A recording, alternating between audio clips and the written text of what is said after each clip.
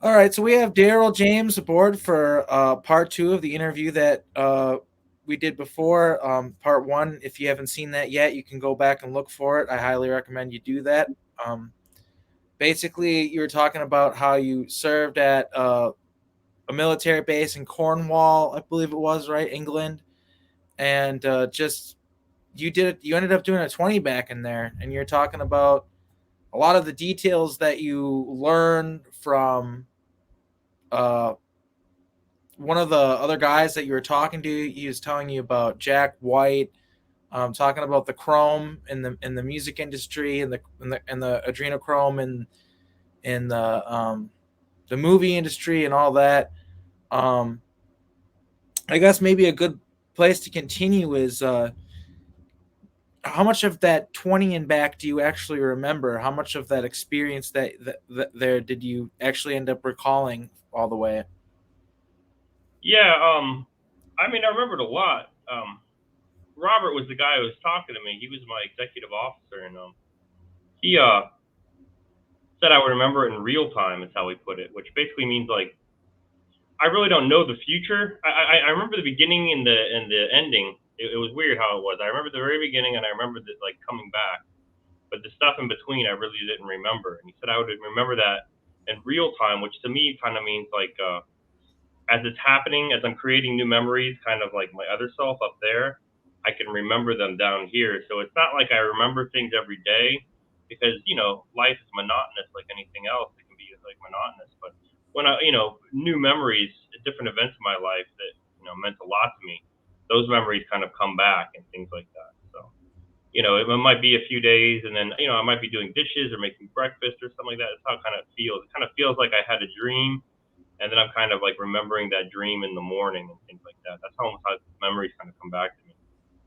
And he was telling me this stuff, and I think the reason he told me all this stuff was because I think he told me that most people who have memories of the 20-year and back commit suicide within the first 6 months, and I think he was just trying to let me know that this actually happened to you. Is I don't know, is as crazy as this all feels to you.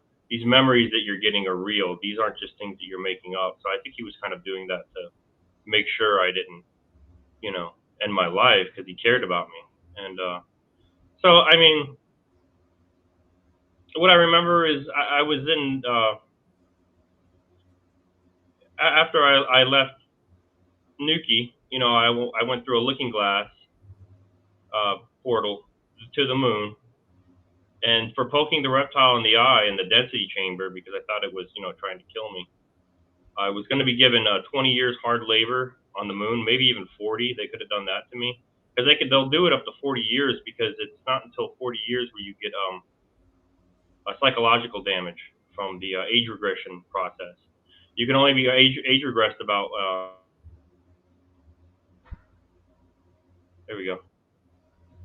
Yeah, you can only be age regressed about or only 40 years, or otherwise it can make you insane. It can make you crazy. And I remember Robert told me this guy that I knew. He said he was from the year 2580 and he came back to change the timelines.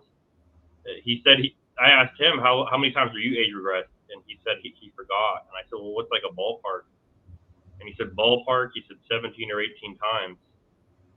And I said, so like, what are you like 360 or 380 years old? And he said closer to 400. And yeah, and I said, well, don't you get because he already told me about people losing their minds from just 40 years. And I said, well, how often do you get a psych eval, like a psychological evaluation? And he said every 2 weeks. Like he didn't skip a beat. It was just normal to him. So, I could have done that. That's what they were going to do to me. That one German, the first one I saw that said I should have you executed for what you did to my man. He was a first class petty officer on base. They're kind of like infiltrators, I guess you would say. They call them off-world Germans. Is what the United States military calls them. And yeah, we had a senior chief who was an off-world German. The master chief of the base was an off-world German. The S3, who was like the fourth in command, he was a lieutenant. He was an off-world German. He was actually I believe he was the first officer on my ship in the Dark Fleet. I'm pretty sure he was. And yeah, So So you ended up being in Dark Fleet, yeah. like Nacht Waffen, as some Hmm. people call it. So you didn't end up being in Solar Warden. You Not were immediately. No. Yeah. okay. So that's interesting. Um, I guess I'm not all that surprised by that either. You know. Um, so you ended up also serving for Solar Warden, but later on. Yeah, yeah, because well, what it was the whole thing, and I mean, the Pleiadians, they even said because these higher density beings, they can kind of map stuff out in the future. The whole past and present thing, time is an illusion. It's more apparent to you when you're a higher density. You're kind of you can kind of go in and out. It's a weird thing. Fifth density, it's more than just I don't know higher enlightenment. I remember finding myself sometimes I would be maybe 7 or 8 years within my own future. I would kind of just try. I'd be in the present, what I saw as the present, and I would kind of go into the future in my own timeline. I would kind of be in my own life, and it was almost like I was me, like 7 or 8 years from now, and I was kind of like observing, like, oh, so this is happening, and the me at that present time, 7 or 8 years from now, realized it was happening. You know what I mean? So it was almost like there was like two consciousnesses of me existing in the same body. And I kind of got to see like how my life was 7 or 8 years from now, and then I would just come back all of a sudden. And it was only for several seconds, but it was very bizarre. And that's kind of like how fifth density is. It's more than just I don't know being faster, stronger, higher IQ, more of a collective. It's more of like you really get to see that whole time as an illusion thing. Like you could really see that. And the older ones, like the elder ETs, the ones that are thousands of years old, they're very good at manipulating like future timelines and even past timelines. They can even manipulate the past. And so yeah, they saw that they wanted me to be in the program for me to be with them, to join them. This is like was something that was in my card since I was a child. But the whole thing with poking the reptile in the eye was a variable they weren't expecting. They didn't think I was going to do that. And that kind of like threw like a wrench in their plans. It was just some oddball thing that they didn't know was going to happen. So yeah, I asked Robert, I just wanted a timeline when he was talking before I left. And I said, well, so I said, how long was I in the mines of the moon? He said, and then I said, well, how long was in the dark fleet? He said, 2 years. And I said, and the rest of the time I was in Solar Warden. And he said, you were with them, how he put it. So yeah, I did 3 months in the mines of the moon, and Robert showed up. Actually, is what it was. I think he tried to keep track of his people. It seemed like he tried to keep us together. Like I said, I knew a woman named April from the base that was like the nurse that I was like in a relationship with while I was on the moon. There was a couple other guys that the yo man, the moon was great, and Yeah. the only way they motivate you is with sex, and they put shot collars around you. That guy I knew in the barracks, I worked with him. I was in the same working party as him. So it was So almost like they try to when keep you're us working on together. the mines on the moons, it sounds like a very slave, like kind of like you have a shock collar on you and you're Yeah, motivated through yeah, sex, which I'm guessing the people that you're being motivated through sex, they're probably that's also slavery. So just a whole lot of self perpetuating slavery. yeah. And I remember being there, and I remember seeing like a group of women, and they were like scared and confused and crying. And I remember like a German saying, "Get those honeypots up there." And I know what a honeypot is. I know a honeypot is something for blackmail and things like that. But I'm pretty sure they called the women honeypots because maybe because they were like our means of motivation, and they called the men meat sacks. They called us meat sacks, and so yeah. But I remember, yeah, there were brothels, and yeah, I was mostly with April most of the time. But I think I went to I went there sometimes. That one guy that was living in the barracks, he was really into it. He like every day after work, he was excited to go to the brothels and stuff. But they would take the babies if I guess if they didn't have high enough scores, and Robert told me that those were the children that wound up in the underground bases in the caves for adrenochrome harvesting. So that was like a big way how they got adrenochrome harvesting is they would take the babies away from the women. I think is immediately after they were weaned, maybe like 2 years, because I remember some of the kids I saw in the cages looked only 2 or 3 years old, and yeah. and that was life there. And I saw Robert go up to one of the Germans, and he started talking to him. And I was like working in the mines. I didn't have. I was with a bunch of other guys, didn't have a shirt on. They had like these big bits that they would drill into the earth. I mean, not the earth, into the moon. But it was just like these big. It was almost like a roughneck, like roughneck drilling is what it seemed like. And yeah, he talked to a German. The German came up and he had a device and he kind of held it in front of me. And then he talked to the first class petty officer that got me wound. The reason I wound up there, and he started chewing him out in German. And because he was the one that got me put into that in the mines of the moon. And then he said, what's your name? I told him my name. I remember you remember your name. So I said Daryl. I was calling him sir, and he said, all right, come with me. And I remember there were like the little drones were there, and they grabbed me, and I was naked, like I was made to take off my clothes, told to take off the clothes, and they grabbed me and they put me on like a stretcher, and they Those had like grays, the drones. yeah the little what do you call it, like the little light brown kind of ETs with the big black eyes and the long fingers. They called those like drones. They were like worker bees. They were like I think maybe not maybe a consciousness, but if it was a consciousness, then it was like a collective kind of like Yeah. beehive Yep. consciousness that they had. And yeah, they were like organic machines basically. They were like, I don't know what you call them, golems or whatever, or automatons or whatever, just like organic machines. But yeah, they grabbed me by the hands and they took me over to like a stretcher and laid me down, and then they put these straps over me, like my chest, and even like one over my head, so my head couldn't move. And this guy, he was just wearing like a doctor's gear. He had like a like a hat on, a mask, and like a robe. And he said, "I'm going to use this syringe to put the implant in your brain." And it was big. It was like a turkey baster needle.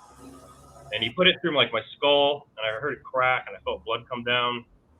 And then he pulled it out, and there was like one of those long, kind of ghostly white, with the big eyes, like grays. I'm not sure what you call them, like tall whites or something like that. I don't know. They had big black insectoid eyes, but he was like 7 feet tall, and he was just like in the corner, kind of observing. He was almost like an observer. And then the table itself flipped over, and I felt almost like a spinal tap go into like my spine at the neck, and I felt like cool fluid going into my spine. And I think that was like the tech, like the AI they put into you. I don't know. Some people call it the black goo and things like that, but it was basically like the AI they put into you. And then they put me in a room for a day or two, I think, to let the AI take hold of me.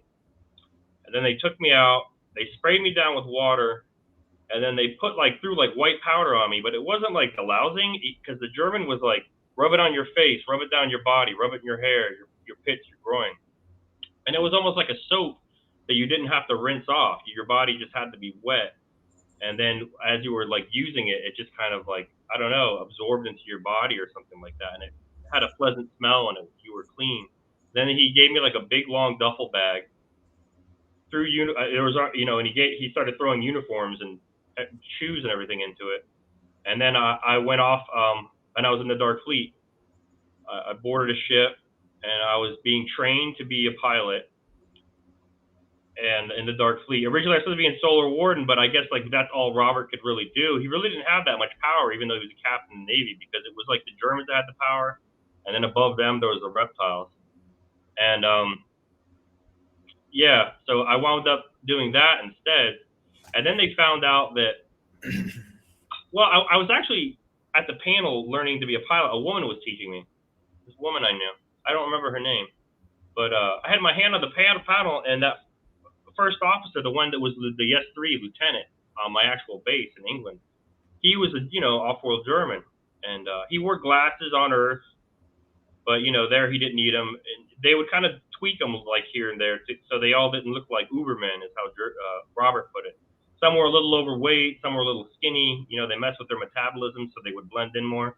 Because the Germans, like in the Dark Fleet, they're all pretty fit because they have tech in their bodies and stuff like that. So they're all very fit people.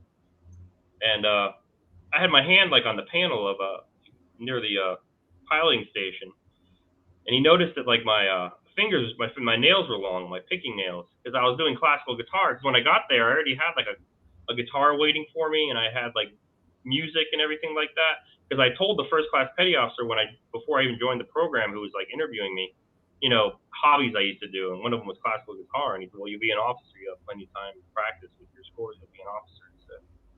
And he said, "What do you, And this German said, "Why are your nails so long? You need to cut your nails." That's what he said. And I said, "Well, I'm doing classical guitar, sir, and I really like it, and I'd like to keep on doing it." And he said, "Well, how long do you think it would take before you could play in front of an audience?" And I said, "I don't know. I've only been playing for about a month, so probably 3 more months for a total of 4." And he said, "Well, you have 2, so you better start practicing every day."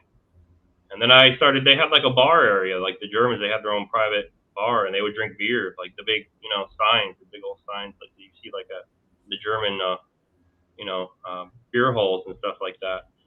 And I started playing guitar for them, classical guitar. And and another thing, and I got in pretty good with them that way. I was making friends with the Germans and things like that. They didn't see me anymore. Just they called us conscripts for conscriptions, is what they called us, which is kind of like you got drafted or whatever, like they called us conscripts, and which is pretty low. And yeah, so they later on found out, they were looking through my paperwork, and they found out I served in Iraq on Earth, and it was almost like the romanticized it. It was almost like Rommel or something like that, the tank campaigns of World War II, or you were in the Middle East, and I was like, yeah, I had no memory really, and they said, yeah, I guess. And I remember Robert said that they take your name away. This is something I forgot to say. I don't know if I said this before, but he said they take your name away, and I said, why? He said, take away your identity.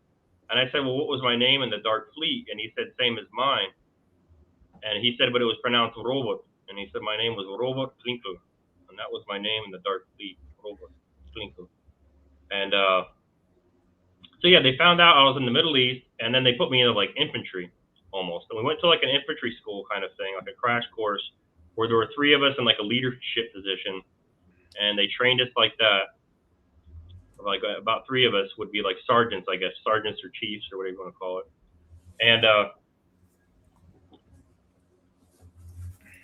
yeah, so then I became almost like an infantryman, and I was on Mars. We mostly stayed around Mars, and the biggest thing I remember doing was capturing mantises, because mantises were very good at DNA manipulation, and they wanted them for their knowledge on DNA manipulation. And I kind of had a policy, I don't know, like a castle doctrine kind of policy, where I wouldn't force myself into their house. I remember the first guy that took me there just like kicked the door in and started like beating them up and stuff. But you had these suits on. Beating who up? The mantises? Yeah, the mantises. You had like these suits on that made you very strong. You could jump further. There was some air on Mars, but it was almost like being in the mountains, where if you tried to run, without another air supply, you would pass out. You would just black out. It wouldn't kill you, but you could sit still and talk to someone, like sit down without any kind of air supply, and you were fine. But yeah, this guy was like kicking in doors and beating them up. So I figured you could get more out of them by treating them, civilly, I guess you would say. And I'd let them know, if you don't let me in, I'll be waiting for you, and then I will hurt you. But if you let me in right now and let me take you, then, I won't harm you. I won't do you any harm. And most of them would just come by treating them that way. And the suits, the suits they cloaked very well. They cloaked better than like a Predator. Like you couldn't see anything. Like something that the guys would do to the new guys, where they would cloak right in front of you when you haven't even seen the suit before, and they would tap you on the shoulder standing right in front of you, and you would think it would be somebody behind you, and then they would uncloak, and like everybody would laugh. It was like an inside joke for the new guy. But yeah, so that's what I did, and then I started playing other instruments. Started playing piano, things like that. I got pretty good at piano as well. I remember one time songs from the Breakaway Do you know? Did you encounter that at all? Like, there's popular music out there that I'm certain is written in the programs, like written by people who are doing 20 impacts and stuff like that. Did you encounter that at all out there? I mean, I wouldn't doubt it at all. I mean, I wouldn't doubt that one bit. You know, I've heard about the things with Donald Marshall. The things that he says, I think are pretty much on point. I agree with a lot of what he says, and I agree with Max It also Spears. it's like the idea of creating, because you're out there jamming out, playing the guitar, making music, and I know that you're not the only person that they encourage to do that. Not, I actually know that I've written songs out in the programs, and stuff like that.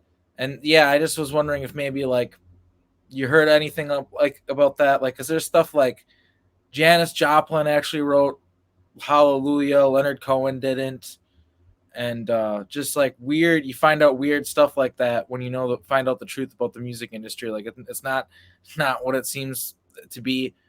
But yeah, so I figured maybe you might have heard some stuff about that or encountered that or had a conversation with someone about it. So I figured I would ask about it. But yeah, you're saying that you learned to play piano and other different instruments and stuff like that. And Well, yeah, and stuff like it was weird things would come back. It was like the way my mind kind of works with it is people having conversations with me on the bass. It was like, holy shit, that's why they said that. You know what I mean? Like that's why that happened.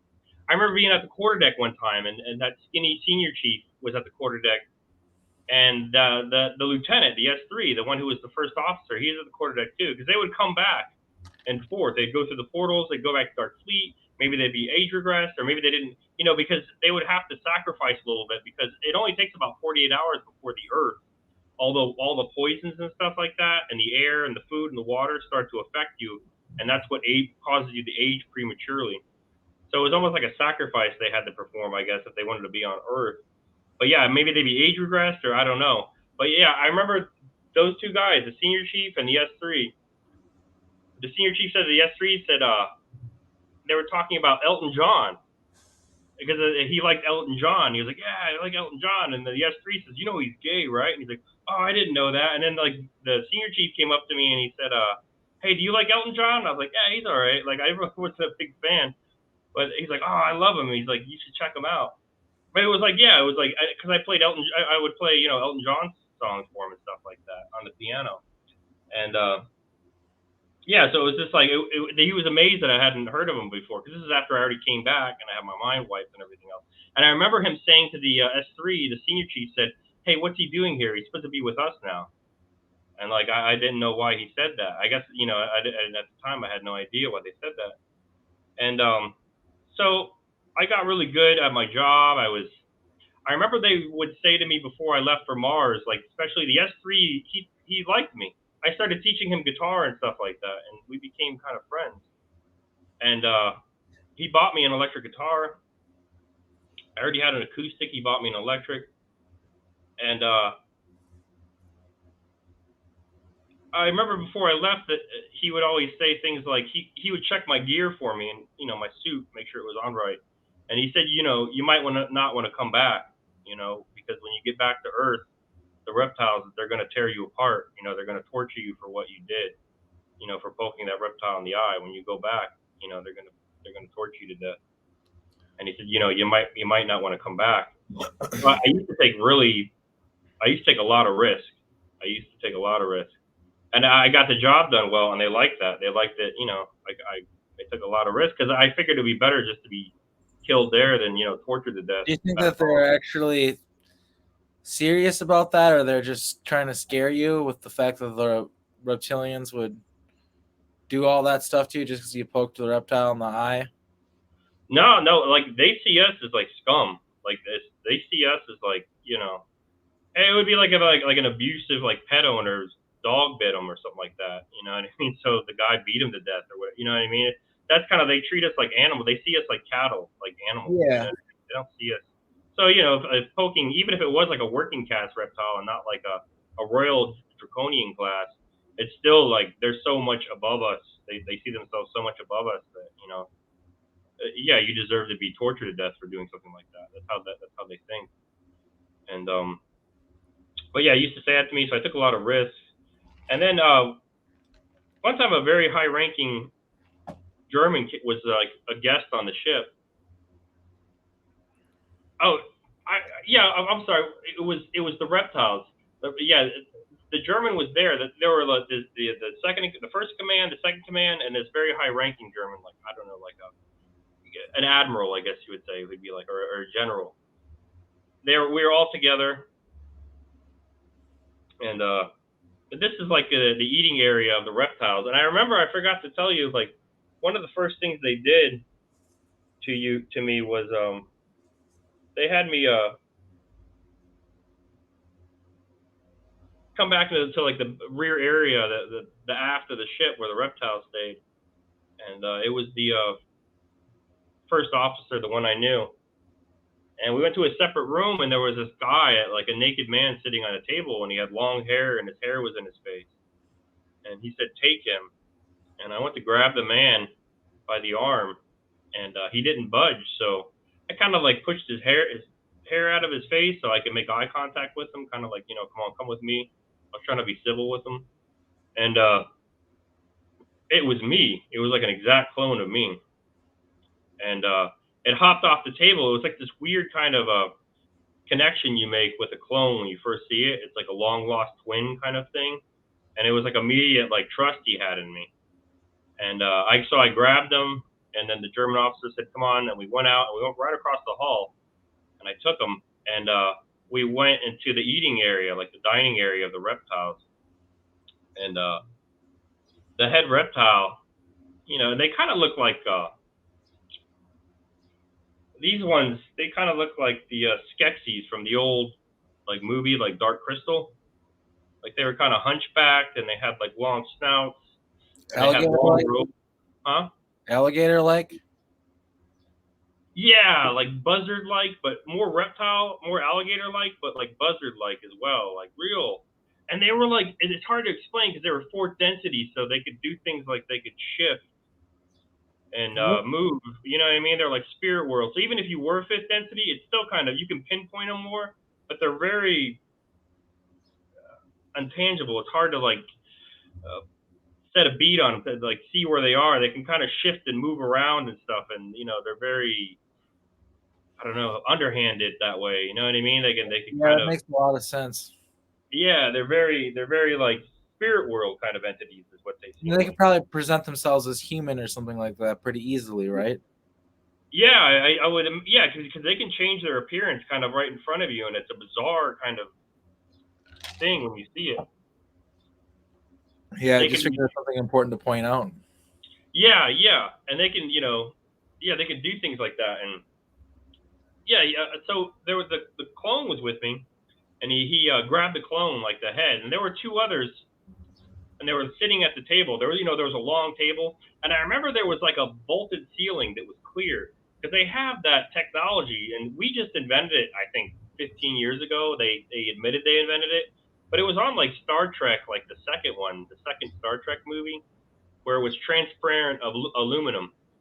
So the windows are like actually transparent aluminum, and I remember I looked up through the vaulted ceiling, and it was just one long window, and I got to see space with my naked eye for the first time, and it was like it was a lot of like nebula clouds. It's not like darkness with like white dots. It was a lot of like pinks and blues and yellows and things like that. The clouds everywhere, and yeah, he said grab me that. Like I was kind of just staring up, looking at it, and give me that. And he grabbed it from me, the clone, and he had it like by the back of the neck, and he goes, look at him, like he said to the clone. And I think like maybe the clones have like a consciousness, but they're almost kind of like, I think they share some of your memories and things like It's like a that. baby consciousness. Yeah, but It's it's not almost fully formed yet. exactly. They still have like a sense of like survival, like they want to live and stuff like that. But it's like, I don't know, it's bizarre. But yeah, he said, look at him, and the guy looked at him, and the reptile just leaned down and he bit his arm off, like snapped his arm off, and then he started eating it, and the guy was screaming and bleeding. And I remember the German was behind me, and I tried to like help him or something like that. Because like I said, it's like almost like I didn't know the guy. It was like a long lost like twin brother kind of thing. And the German like put me in a headlock, and they're genetically augmented the womb, so they're much stronger than any man can be. And I remember he was like saying into my ear like, "Don't fight it, don't fight it," like he was saying that.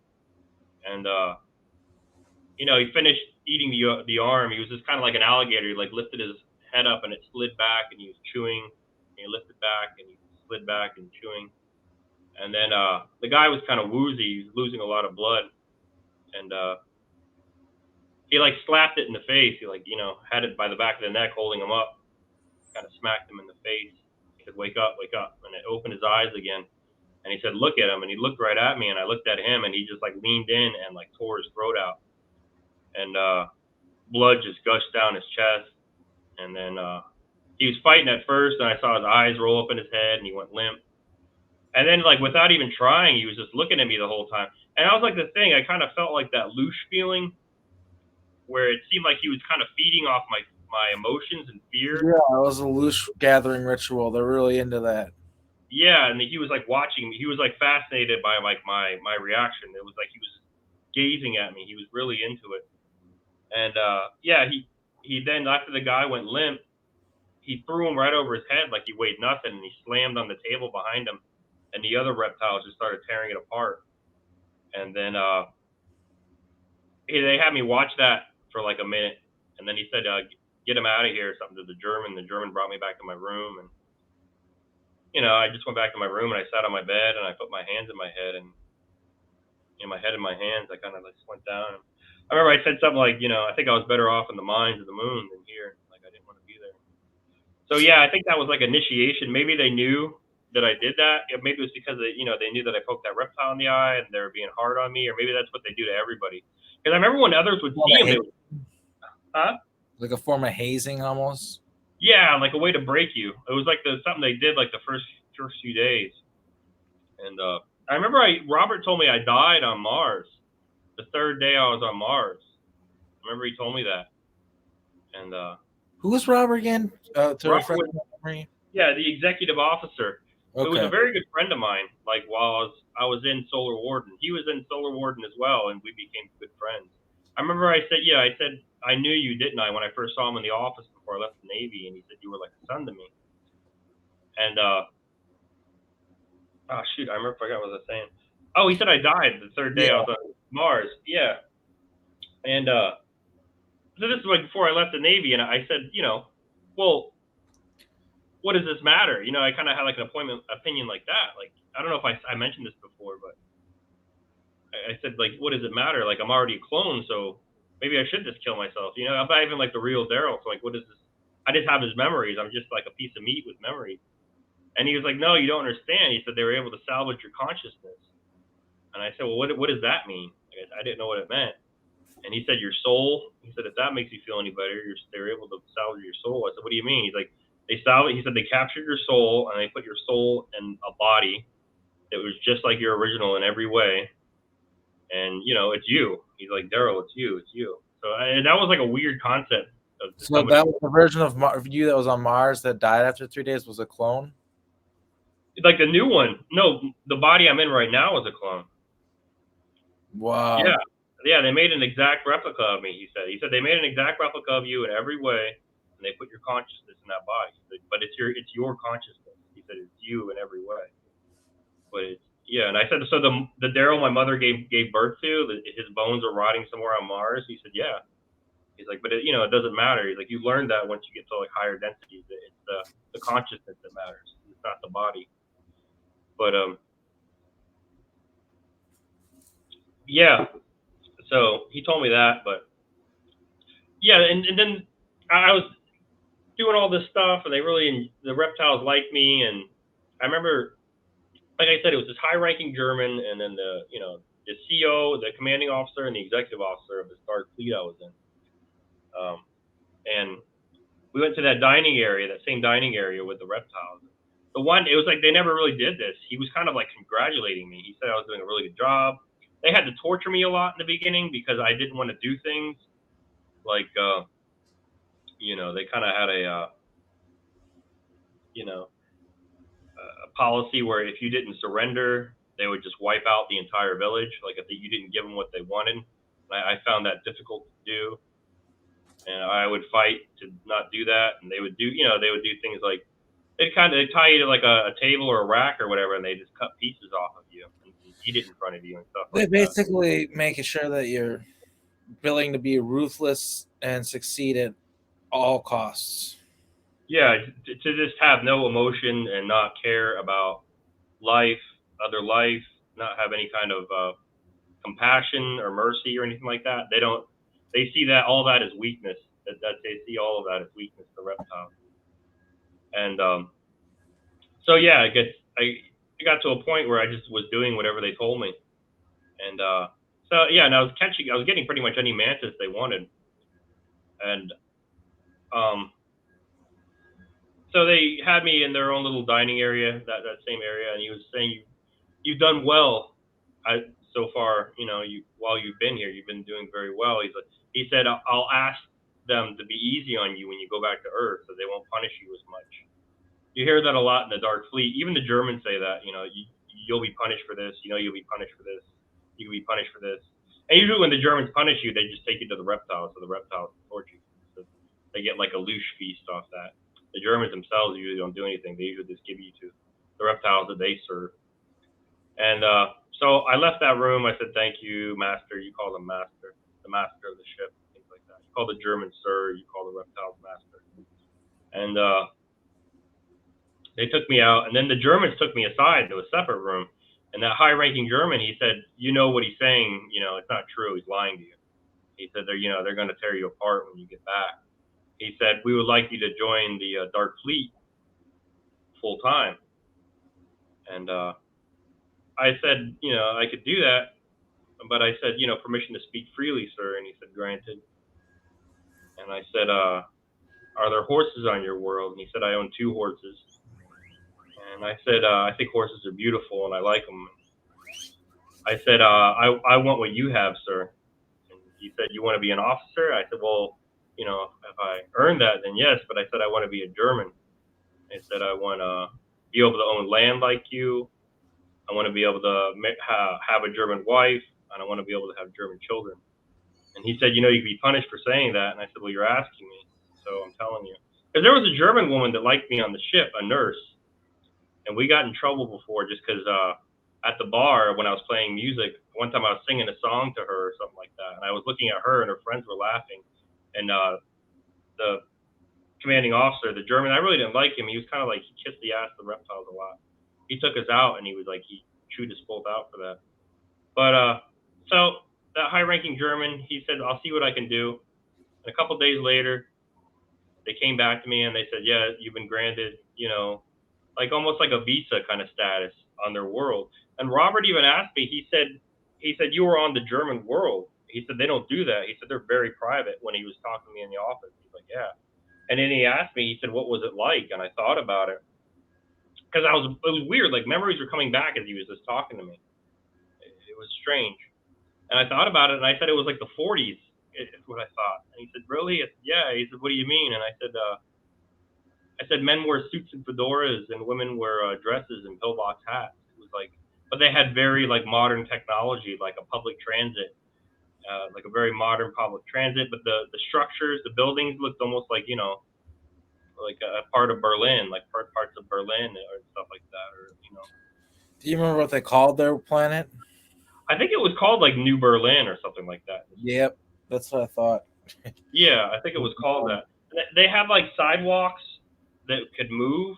There was like these small branching areas that were slower, and they would go into like a main sidewalk. And then once you hit that, and you kind of like got leaned back a little bit, and you'd shoot off. And you were going about 50 miles an hour, like on the sidewalk, but you were in like a tunnel, a tube, so you felt no air or wind. And like these holograms would kind of pop up to tell you what stops were coming on. And then if these stops were coming off, you'd get off, and you'd get off on these branches that kind of slowed you down. So your force wasn't as much, so you wouldn't fall forward. So then, but it was mostly men that went on that, and women. Women usually had children. They would go on like almost like a trolley kind of. I don't know if you call it like a trolley, like a tram system. It was very fast. It was like elderly. but it was mostly men, and the kids did it a lot. You saw kids running around these sidewalks, and the kids kind of looked like I don't know, like little rascals and stuff. Like they wore like tweed hats and knickerbockers and things like that. And yeah, and it was he asked me about that, and I told him, and he was pretty amazed by that. But yeah, I went to their world, and I remember I asked the first officer for money, and he said, "Why do you need money?" And I was like, "Well, I want to get clothes and I want to get a swimsuit. I want to go to the beach." Like I was like, how great it would be to be in the water. Like I thought that would be so great. And yeah, I said I want to get clothes. I want to, I want to take a woman out on a date if I meet a woman and stuff like that. I asked him, do they do arranged marriages or do you just meet someone? He said, we just meet women. I said, okay, I can do that. And so he said, all right. And he gave me a loan. I think it was francs. I think it was like 500 francs is what they call it. They call it francs. But it was like 500 francs, like back in like, the 50s. It was like, I bought a couple suits. They actually had like a fitted suit. When I got to their world, there was a place where you could buy suits, and there was a guy, a tailor, that actually fitted you. You didn't. There was nothing very high tech. Germany itself is a bit like that a lot, in the sense that they have small little jobs, so everybody's employed. Like bathroom attendants and things like that. Everybody has a job in Germany because you have to pay a little bit for everything, because so it keeps everybody employed that way. And this world was kind of like that. It was very efficient. Everybody, no matter what it was, everybody had like employment. And yeah, I bought a couple suits, shoes, hats, bathing suit, things like that, towel, and I still had like 300 francs left over. It was like I didn't spend any money. It was just like ridiculous. And so I was out on the beach, and I got done swimming, and I was walking around, and I had like a button-up shirt on, like swim shorts, and like a hat, I think maybe. And there was actually like like little cafes on the beach. There's people like laying on towels and stuff like that, just you would see like on Earth. It was very much, I don't know, like a tropical, subtropical kind of area that we were on. And I saw this woman, and she was sitting by herself, and I walked up, and I spoke a little bit of German, like a little bit. And I said to her, I don't remember any implants or anything like that, given they can make this, have you speak a language. And I don't really remember systems that would teach you things by by heart. I remember like things like you would. There were programs they were almost like they could teach you certain things that would take months and a few days. But I remember I didn't speak German very well. It was broken. And I tried to ask this woman if I could buy her lunch. And then I asked her, I said, "Do you speak English?" And she said, "Yes." And I said, "Oh, thank God." And I asked her, "Could you order me a Danish and coffee, and I'll buy whatever you have." And then she asked me, she said, "Why don't you?" She said, "Where are you from?" And I said, "Earth." And she said, "What are you doing here? Because they don't allow anybody there." And I said, she goes, "What part of Earth?" And I said, "The States." She said, "What?" I said, "United States of America." She said, "You're American?" I said, "Yeah." She said, "What are you doing here?" And I said, they're giving me like a temporary kind of status on this world. And I said, I'm in the Dark Fleet and I'm trying to get my German citizenship. And she said, "They do that." And I said, "I think I'm the first." And she was pretty impressed by that. And we went out, and we had another date the next day. And it was very old fashioned. I remember that. She wouldn't even hold my hand or anything like that during the date. If I tried to hold her hand, she would kind of push me away. But she kept on like going out with me, so it was like, all right, I guess she likes me. And I think the second or third date, the first officer, or the first officer, second in command, invited me over to the house with her, and his wife made dinner. And I remember he had two boys, and the children ate in the kitchen, and like a children's table. So it was very old fashioned that way. Like they had a kids table in the kitchen, and we ate in the dining room. And they had like one of those red vinyl doors with like the porthole that kind of swings back and forth that goes from the kitchen to the dining room. And I remember that. And I remember the woman, his wife, said something about the reptiles. And I thought it was like maybe a test or something like that. Like she said something like, "I hate those dreadful creatures." She said something like that. And they all spoke English very well. They were like, I think they're like, infiltrators basically. So they're taught English. English is one of the major languages of Earth. So they're all kind of like spies or potential spies to Earth. So they're all taught, like, I'm sure it's like Spanish, English, like the major languages and things like that. And yeah, she said something like, I can't stand those dreadful creatures, and I thought it was a test, so I just stayed silent. And he said, it's all right. We don't like them either. And then he said, what do you think of them? And then I said something like, I don't know. I hate them because they hate themselves. I said something like that. You can just feel it. They hate themselves, and that's why I hate them. And yeah, and this whole time they knew I was the telepath. I forgot to say something about that. The reptiles knew I was. I remember the reptiles one time. He had a guest over, and the reptile guest or whatever, said, "I think he can hear us." They were speaking telepathically, and it's weird because they bark. They kind of like quack when they talk, like rah, rah, rah, rah, rah. Like almost like the penguin from the old Batman series. They kind of rah, rah, rah, rah, like that, or almost like not the Mars Attack, but it's kind of like, wow, yes. They say, yes, well, yes, a lot, yes, well, yes, well, yes, well. I guess you're right. They say that a lot, yes, well. And but when they speak telepathically, it is kind of like a hissing kind of sound, like a snake.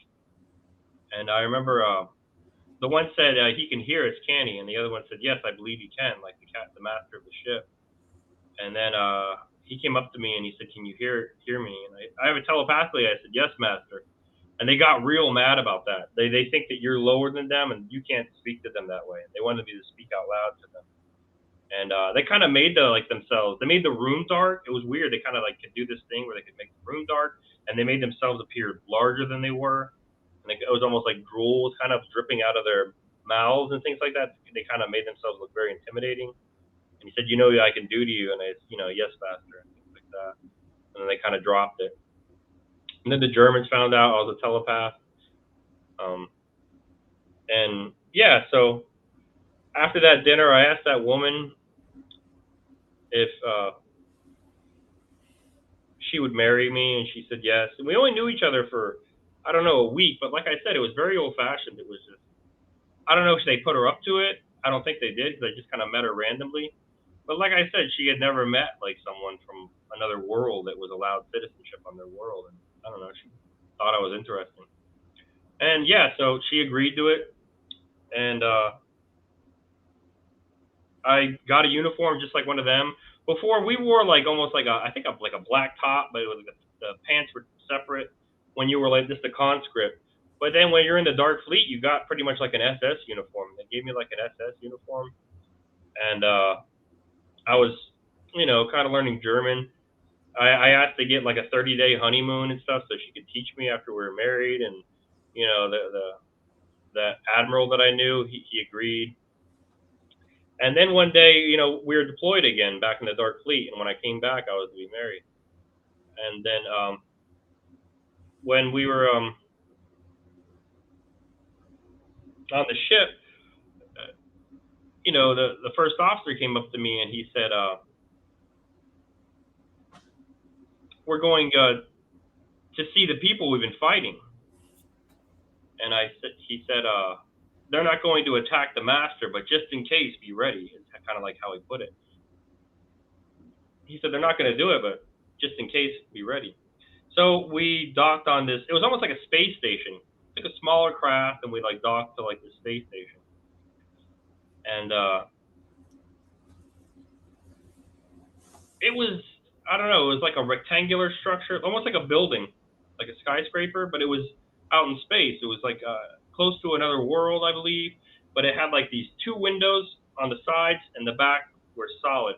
And they had like, it was probably 4 or 5 floors up. So when you were looking, you kind of just saw like these two windows, like an angle with 2 windows, and the ceiling was like a big window, and it was just all space. But then behind you, there were just different floors, and it was anything from like trade to warring factions to talk about peace. It was almost like a United Nations kind of area where different warring factions would come together and, talk about, what we're going to do in the future, talk about plans of peace or some sort of compromise or things like that. But there was also a lot of trade. ETs are big in the trade, and a lot of trade went on here. And as anything you can think of, different kind of technologies, things from Earth, foods from Earth, foods from other worlds. That they like things like that. They enjoy things like that. And they enjoy us a lot because of our music. They enjoy our classical music or classical art, things like that. They really enjoy that. They enjoy a lot of modern music as well. ETs in general, they don't have that creative kind of ability that we have, in that sense of like that they find music amazing. They find that we can do that like amazing, and it's something they really don't do. And you would think that maybe they would know about our art and culture, but we're kind of like a blip. Like they really don't even pay attention to us that much. We're a major kind of like whenever you're taking jumps, they call them jumps in the universe, where if you're going at the speed of light, you can make it from one end of the universe to the other in about, I don't know, 15 years or something like that. And it's not as big as they think it is, but it is packed with life. But it does have an ending. I remember Robert telling me this. It's not ever growing like Einstein thought with the Big Bang Theory. The universe does have an ending, and but there are jumps and things like that that were created by people like us, but it was during the last life cycle or maybe before that. There is something like a god that they believe in, ETs. They call Prime Creator, and Prime Creator is kind of like a consciousness, I guess you would say, and it is kind of like the Big Bang in a sense that Prime Creator kind of scatters all around the universe, and those pieces of Prime Creator are like our consciousness. So it's like we are kind of like God in the sense that we are like fragments of like this one consciousness of the universe. Right.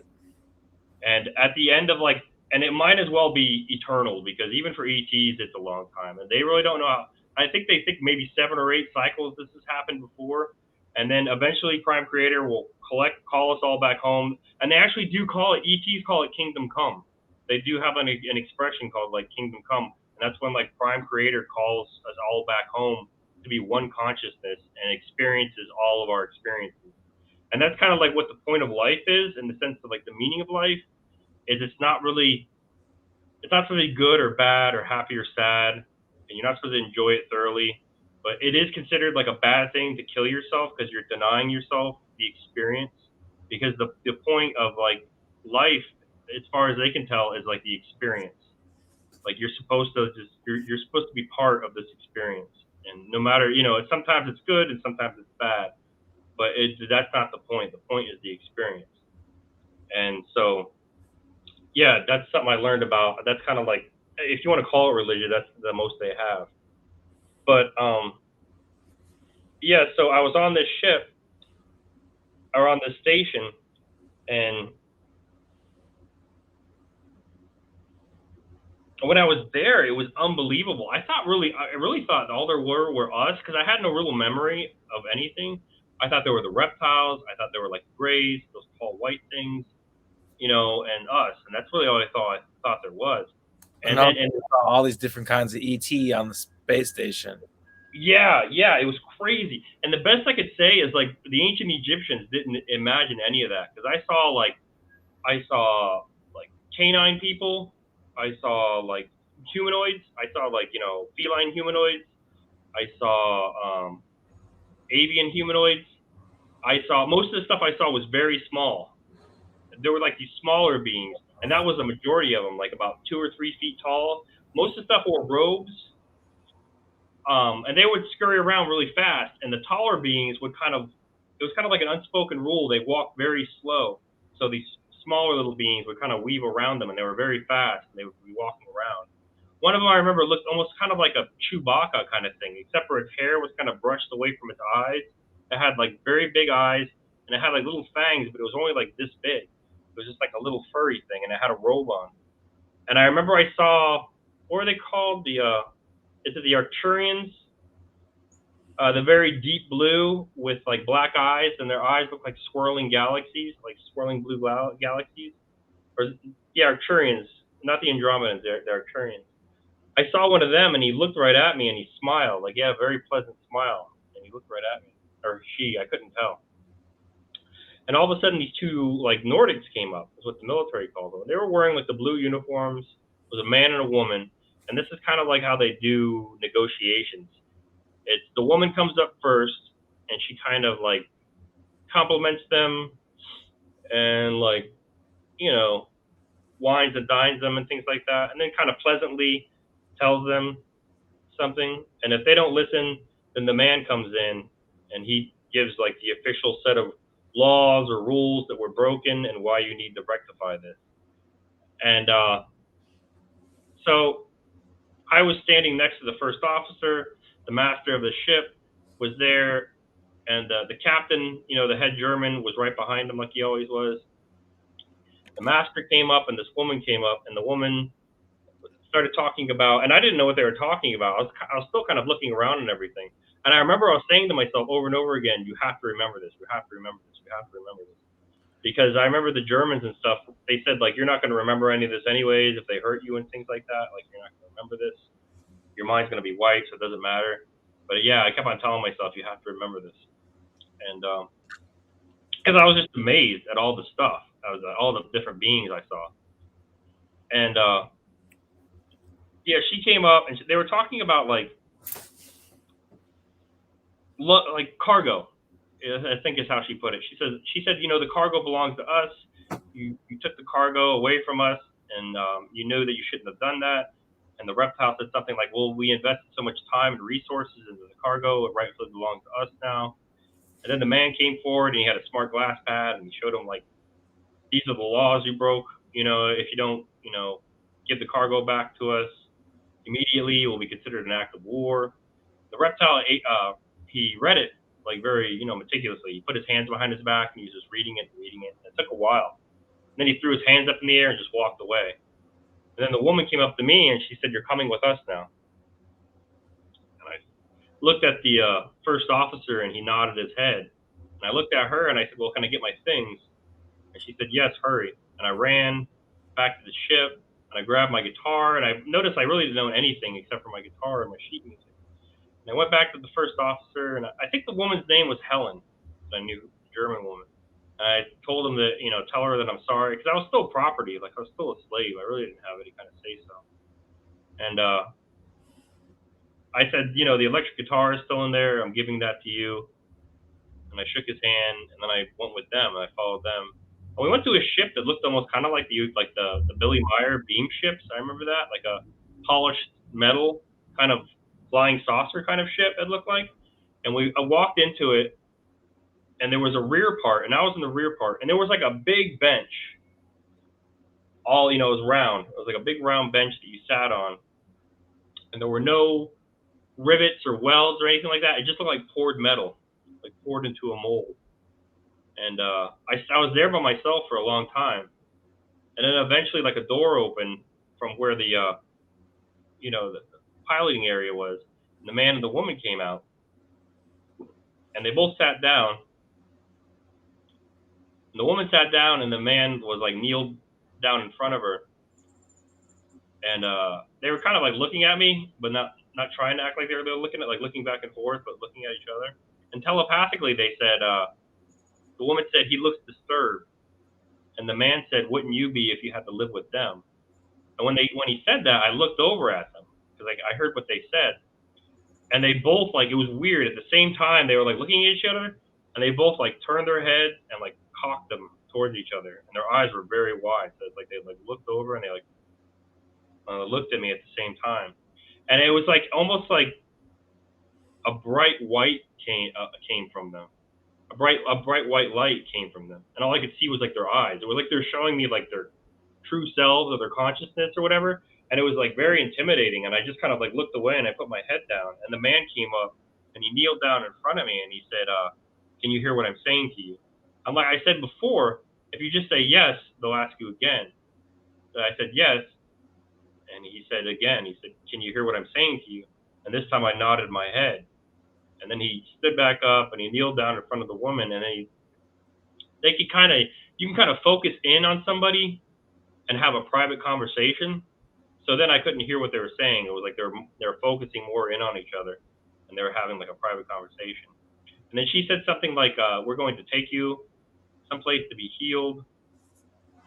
And I remember I thought it was weird because it was like I kind of looked at my arms and I was like, I'm not injured. Like I didn't say that, but I thought to myself, like, what is she talking about? Healed.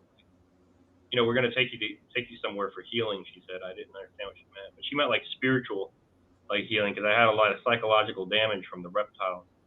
And yeah, we went to these other beings, and I went through some healing, and then eventually I got to the what you call it, in the Solar Warden, and I met Leader there the first time, and Leader was like a warrior caste. These Nordics, they have like different caste systems. There's a male warrior caste. They're very big, strong, and they have no sense of fear.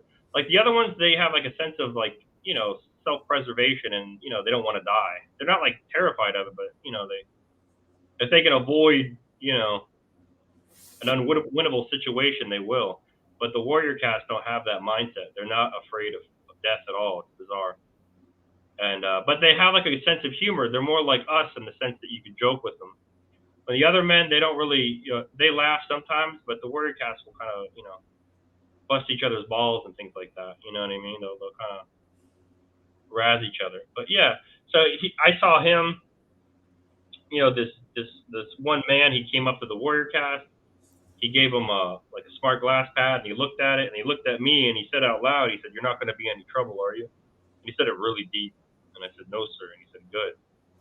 And he gave him back, and then yeah, I started living with them. I lived with this woman, and I lived with this man, and the woman was like a science officer, and the man was like a pilot, or no, he was a navigator, and I worked with him, and we lived in the same room because when you live with someone and you're always interacting with them, you create more of a telepathic bond with them. You have a very strong bond.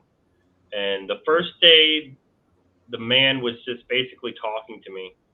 And I remember I said telepathically, and I remember I said to him, "How do I know the difference? How do I know if it's not just the voice in my head or if it's you?" And he said, "It's not." Like, he just kind of said, "Don't second guess yourself. Whatever you hear is me." And I said, "All right." And then the second time, he kind of like he telepathically linked me with the ship for the first time on the second day, and a lot of it was like spatial recognition type stuff. Like it was shapes in my head. I could kind of see in my mind, but I could also see everything around me as well. But it was like different shapes. I don't know, cubes and things like that. And I would kind of flatten them out, put them back together, turn them inside out, put them back together, things like that in my mind. And then by the third day, I was piloting the ship, and I remember Robert said, "You were the pilot, so you got the." He said the name of the ship was the USS Nimitz, and that's why that's my email is USS Nimitz. And I remember I said to Robert, "Don't we already have a ship in the Navy called the Nimitz?" He said, "Yes." And I said, "Isn't that bad luck?" And he just kind of shrugged his shoulders like it didn't, matter. And but he said that since you were the pilot, you got to nickname the ship, and he said you nicknamed the ship Mama Bear. And that was like what I actually called the ship when I talked to her. It was a female soul, one of them, like a Pleiadian female soul that volunteered herself. They usually don't use it. Reptiles use it for everything, consciousness, for all kinds of AI. While positive beings, they have more of like an artificial kind of consciousness that they invented. It's slightly not as, it doesn't work as well. But when it comes to things like 4 kilometer long starships, because it's just such a complex thing, they do need like a living consciousness to become part of that ship. So it's like the ship itself was actually kind of like alive and a part of me in a sense. And there were two panels on the control panel. I remember there was like a smart glass pad that was on a swing arm, and you pull it towards you, and it was very large, like that. And it was for things like docking and deploying. Like if you're docking, they have like kind of like space stations near world where you dock to them, and then you go onto the station. Then you take smaller craft to go back to world. You wouldn't have a 4 kilometer long ship landing on a world. It would probably break apart under its own weight. But yeah, they would dock, and then you would take smaller craft. So when you were docking, you would pull like this glass pad on a swing arm to you, and you would. I just remember doing that, and it was just to get everything ready for it to anchor to the space station, and then deploying whenever you separated from this space station, you would pull this smart glass pad close to you, and you would undock from it. And then once you were undocked, you would just push it away. And yeah, and so, but yeah, there were two panels, and you put your hands on it. There were like two black rectangles you put your hands on. Then I would close my eyes and I would kind of clear my thoughts, and then I would hear a voice in my head that would say, "Good morning, Daryl," a female voice, and then I would say, "Good morning, Mama Bear." And that's how I knew that we had a telepathic link with each other, and that's how I knew that we were both ready. The ship was ready. And yes, and so that's how that worked. That's how, and I was in Solar Warden after that. And well, then we got into I don't know. I liked them. I was living with this woman. Robert told me her name. He said her name was Swaru. That was one of the ones he said. I remember I met an older woman named Mother. That was her rank. She was like the midwife. She was very tall. She was like 7 feet tall. Once they get to like 2,000 years old, they begin to grow again.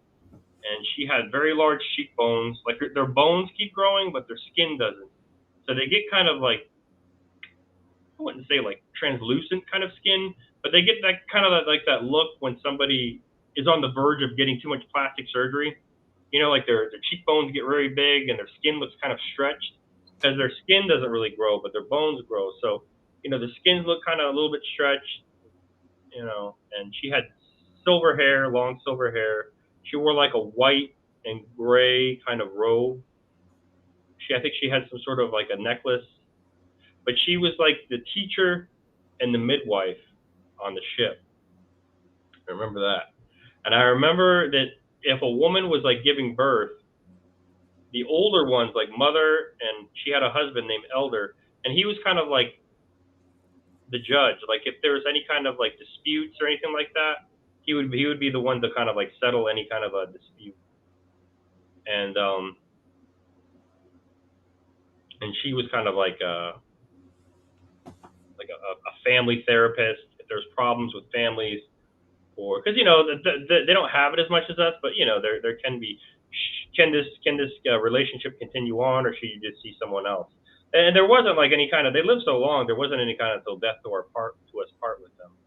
It was like, if people grow apart, then that's just the way it is, and they grow apart. But yeah, I met Mother, and I remember Mother's name because I remember Robert told me it was Shara'i, because I remember I said, "You mean like Shira?" And I wasn't really trying to be like joking, but I use word association to remember names. This is how my mind works.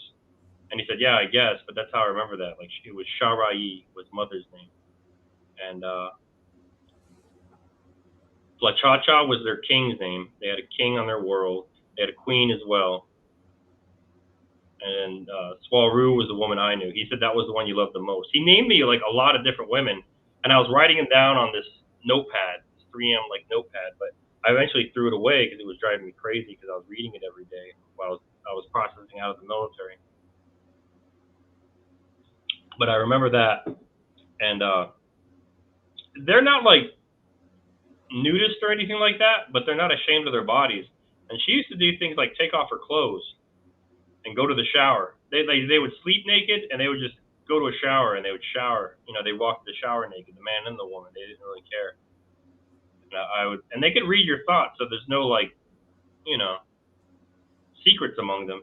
So she knew that I liked her, and I don't know. I was just kind of like, these are like perfect people, and if they like me, they're and this didn't happen. They actually, they kind of lived by themselves. Like the people from Earth who were in Solar Warden were in one end of the ship, and they like lived on the other end of the barracks. Like they had their own living quarters, but it was like separated. And so I was like the only one that was really living with them. So,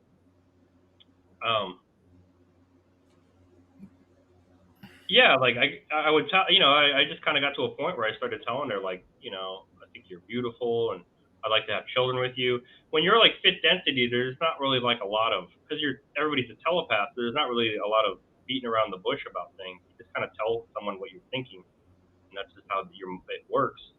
And she would just kind of like, it's kind of like how they act coy, I guess. It's like how they play hard to get. She just listened to me, and that was it. She didn't say yes or no. She did that for, I don't know, about a week. Then eventually she said yes, and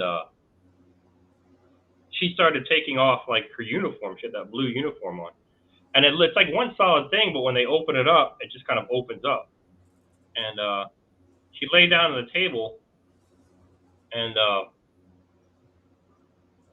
you know, the way it's different. I don't know the way they have sex. Um, the man lays down and the woman's on top, and I remember she like lifted her head up for a few seconds, and then she like looked down at me and like locked eyes with me, and all of a sudden I was in her body, like my consciousness was in her body, and her consciousness was in mine, and I kind of panicked at first, and I said like, what's happening? How long is this going to last? Am I going to stay like this? And then all of a sudden I was back. So then I was like, well, like I came back, so I'm not going to just get stuck that way. So it's not that bad. Like, so she did it again. She lifted her head up and locked eyes with me, and it happened again. But then this time, it was almost like we had an out of body experience, and it was kind of like a omnipresence oneness with the universe type of thing. And I couldn't tell if it was hours or days or minutes. And all of a sudden, I was back, and she like hopped off of me on this table, and I like sat up on my elbows, and I said, I remember I said that I finished because I didn't even know if I finished. And she said, "Yeah, you finished." And then that's how it works. I don't know. That's how their sex works. It's more of a spiritual thing and less of like a physical thing. And so yeah, she eventually had a baby. We had a boy at first. We wound up having a girl later. I don't remember their names. I find it difficult to remember their faces. Names and faces are difficult to me. And So these with Solar Warden, you were on a ship with it was half human and half. What are they? no, these were Pleiadian people. These were like they call them Tigetans. They're like a different. They're they're older than us, but they see us as their relatives because kind of time is an illusion kind of thing, and they see us as the way they used to be. But they're one of the oldest beings in the universe. They're usually blonde hair and blue eyed. They're sometimes redheads. Brunette is like the least common. Their eyes are about a fifth larger than ours. Not really enough to notice unless they were in a big group of people. They usually grow their hair out, both the men and the women. Uh, your hair is kind of like an extension, I guess, of your mind. So the longer your hair is and things like that, the more your telepathic abilities, your psychic abilities will be stronger. They have that kind of mindset, which is true, and maybe that's why they have men shave their heads because they don't want to. That's another thing to not reach our true potential. I'm not sure, but yeah, these are just beings and they're different than us. They live 3,000 years, over 3,000 years. Um, the first 1,000 years they stop at like pretty much their peak, which is like 20 years old for a woman, 27 for a man, same as us. Um, they stay that way for about 1,000 years. Then they start to become like aged, and then at 2,000 years they begin to grow again, and they keep growing until they die. But they grow very slowly. And I remember Elder, which was Mother's husband, that was like his rank. He was probably around 14 and a half feet tall. He was very tall. He had a white beard, long hair. He rarely got up. She didn't walk very much.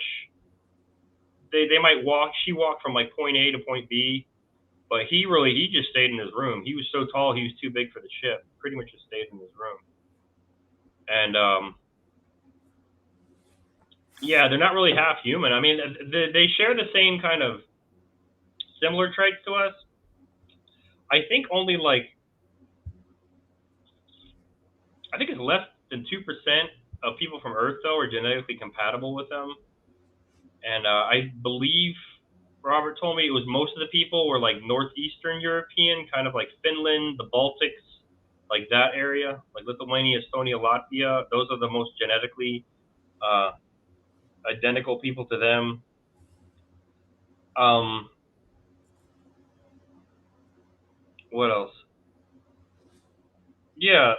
So are they the ones who are in charge of Solar Warden or behind it or Oh, well, what the deal was it's their technology. That's how Solar Warden came to be. It was like they made a deal with us.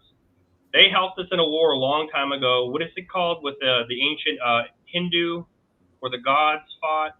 It's yeah. not Kali Yuga. I forget what it's called, but I forget what it's called. But anyways, uh, a war happened. We were involved.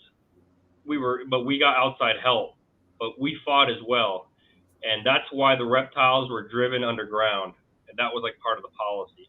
And what's happening right now is now they're starting to take them out from underground. That happened thousands of years ago. But like I said, for them, it was like maybe one or two lifetimes of their lifetime. So they live much longer than us. Most other beings live longer than us. They poison our air, water, everything else to cause us to age prematurely because they're afraid of us, or afraid of our true potential. The reptiles, negative beings in general. But yeah, they helped us in this war a long time ago, the War of the Gods, and because we saw them back then as our gods. We don't see them like that anymore, but back then we saw them as our gods. And yeah, so they helped us out with that. And oh yeah, it's their technology, but it's our materials. So it's our like titanium. They have a way of forging titanium to make it a lot stronger than we do. Um, but one of the deals was they could commandeer the ship, no questions asked. And they only did that once when I was there. They commandeered the ship. That was part of one of the deals. So yeah, it's like their tech, but our materials. And and they're helping us out, and that's kind of like what they're here for. I'm not sure. Would you? We're gonna keep on going from here, but I'm pretty close. I guess I could wrap it up. Would you rather me wrap it up, or would you rather me do another segment? I mean, you can say more if you want. I'm just trying to put pieces of the puzzle together in my head because I know I've interacted with uh, similar beings with the blue jumpsuits and everything else, and I hear a lot of talk of the Shahami. Have you heard of that? Mm-hmm. I'm thinking that they're the same beings, and people just have different names for them. It's basically the conclusion that I'm coming to now. You call them Palladians? Well, he said they were called Tijetans. Robert told me that. Jetons? Yeah, Jet? Okay. That might just be another name for them or something, but yeah, I've encountered. there's Uh, different races of them that look like that. I mean, there's different beings. There's breakaways. There's different people. There's kind of like like there's different kinds of reptiles, but they look kind of similar. There's different kinds of people that look like us on different worlds, but they look kind of similar. Maybe different things. Maybe their earlobes are a little longer. Maybe their eyes are a little bigger. But yeah, there's lots of different variables like that. Where there's yeah, and teeth. that's something that can get confusing. And it's funny too because you'll notice sometimes like people will see testimony that's slightly different, and they're like, "Oh well, yeah, this guy saw these green beings, but he said they were wearing blue, and this guy saw them and they were wearing red." And it's just like, well, what makes you think they wouldn't maybe wear not all wear the same clothes? Like, what makes people think that every single species is going to be uniform across the board, have exactly the same beliefs? We're not like that. I don't know, but yeah, we can start wrapping things up if you want. I'm not sure how long we've been talking for here, but I mean, it's not to me. I'm just asking you. I mean, I can keep going. yeah, I say keep going. Yeah, You're yeah, okay. fine. Yeah, I just don't want to carry on too long. But yeah. I mean, I found but like the third day I was there with them with I'll just call them Nordics for now 'cause that's what the military calls them. I remember Robert said that. But yeah, I was with them, and I remember the woman said we were eating together. We had like a table in this room. We were eating together, and something about the food. Another thing, a third of the ship is like a hydroponics farm, and one of their beliefs of their longevity of their is they get their food like right off the vine, and it's on your plate within about 30 minutes, 20 or 30 minutes, and freshness of food is a big part of why they live so long. Now on their world they eat fish, but it's not big enough to have like like a fishery on these ships. So they mostly eat fruits and vegetables on the ship, and they have like a blue liquid for their proteins and amino acids and B vitamins and things like that. The other essentials they need that they get from their fish. And we were eating, and yeah, the men worked the farm and the women cooked the food. I remember that. And everybody, they call it service. Like one day out of the week, like even the captain of the ship had to work on the farm, and that was part of your service. That was something you had to do. It was almost like a way to kind of like level you in the sense that it doesn't make you arrogant. Nobody's above anybody else. Like you have rank and stuff like that, but it's kind of like a way to see everybody's like the same. We're all on the same ship here. But yeah, we were eating, and she said something like, "That's why we had you on the reptilian ship, because we wanted you to learn from them."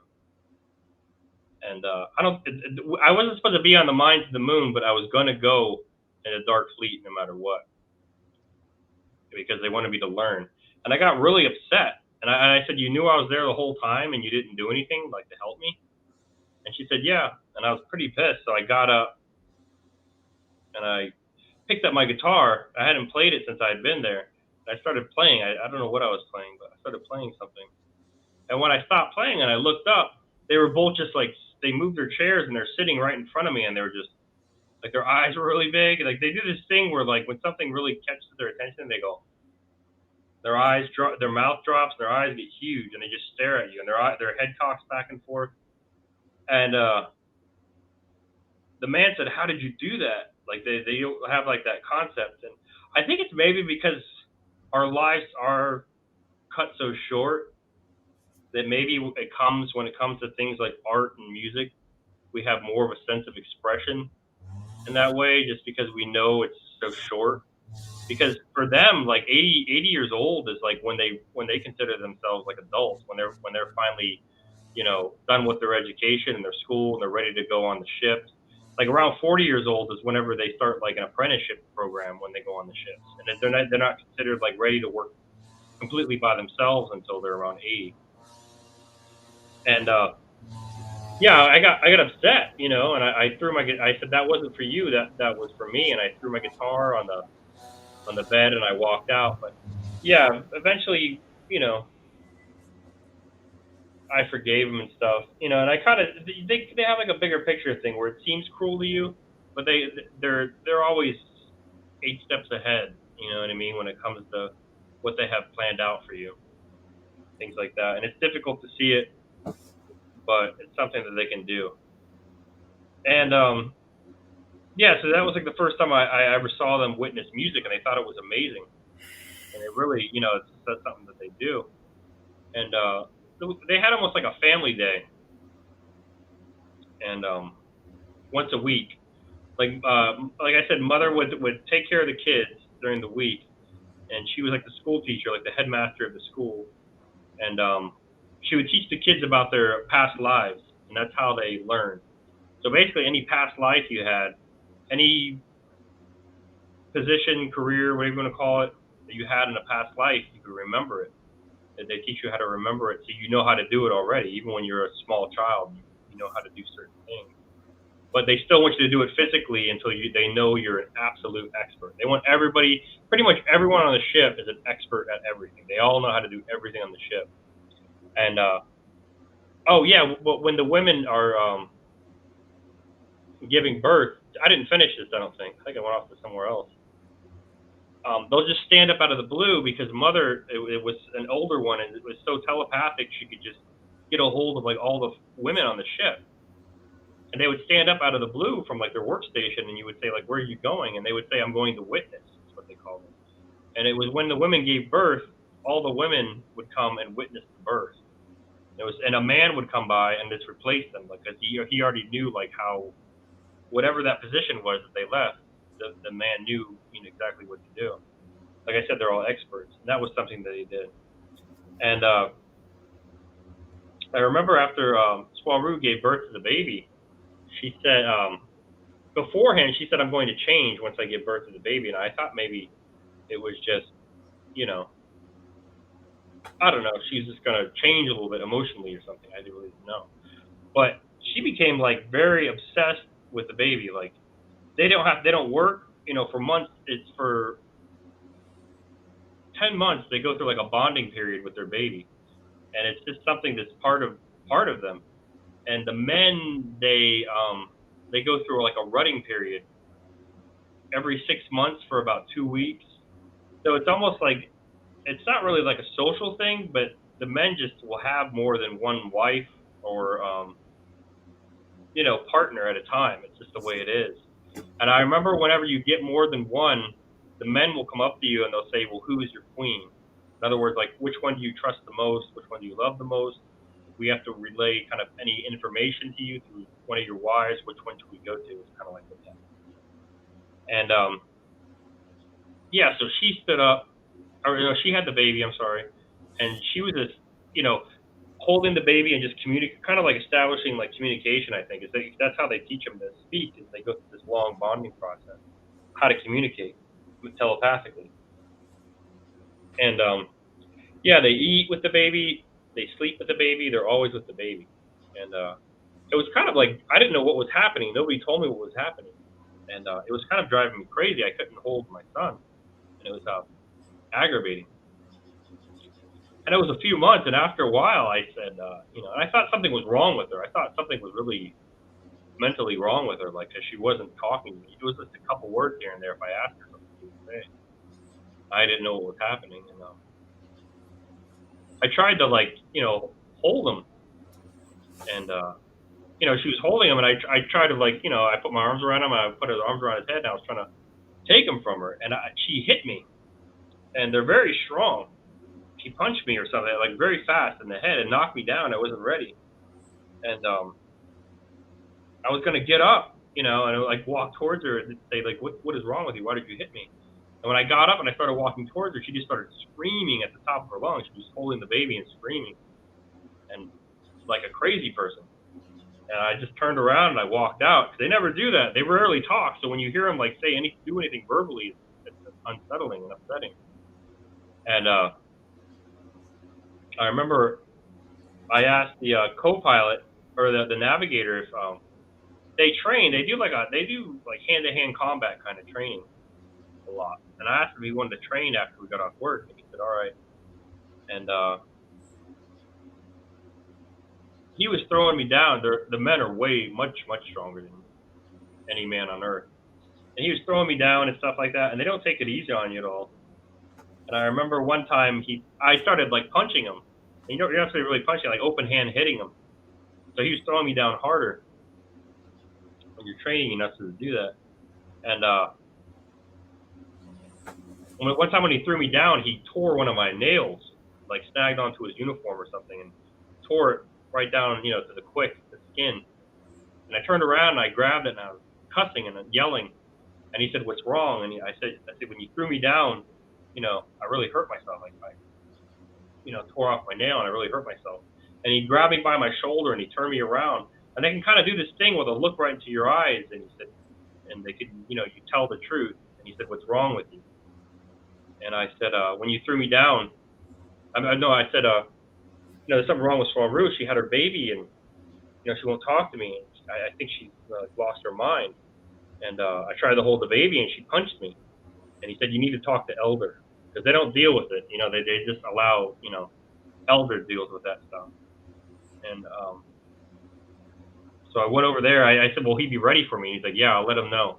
He's like, "Just go right now." And I went over there, and he was sitting down, waiting for me in his chair. He had a big chair. He was sitting down waiting. And I explained to him what happened. And he said, "You didn't hurt the baby, did you?" And I said, "No, of course not." I was like, "But there's something wrong with her. I don't know what's wrong with her." And he explained to me they go through like this, bonding period with their baby. This is like just the way it is. And I said, "Well, why didn't anybody ever tell me this?" I said, "Nobody told me anything." And eventually he said, "Yes, you're right. Somebody should have told you." I think I said out loud, like, "Oh, thank you." Like I got some sort of confirmation, like, "Oh, finally somebody says, they should have done something when they didn't do it." And then he told me another woman had just arrived on the ship and she was available. And I said, "Well, I don't want to do that." I was like, I love her. And he's like, well, that's just the way it is. He like kind of explained to me that's just the way it is. And you find out later that like the women to man ratio is about 30-1, and they do that on purpose because that's just how they are, and on their worlds and stuff like that. And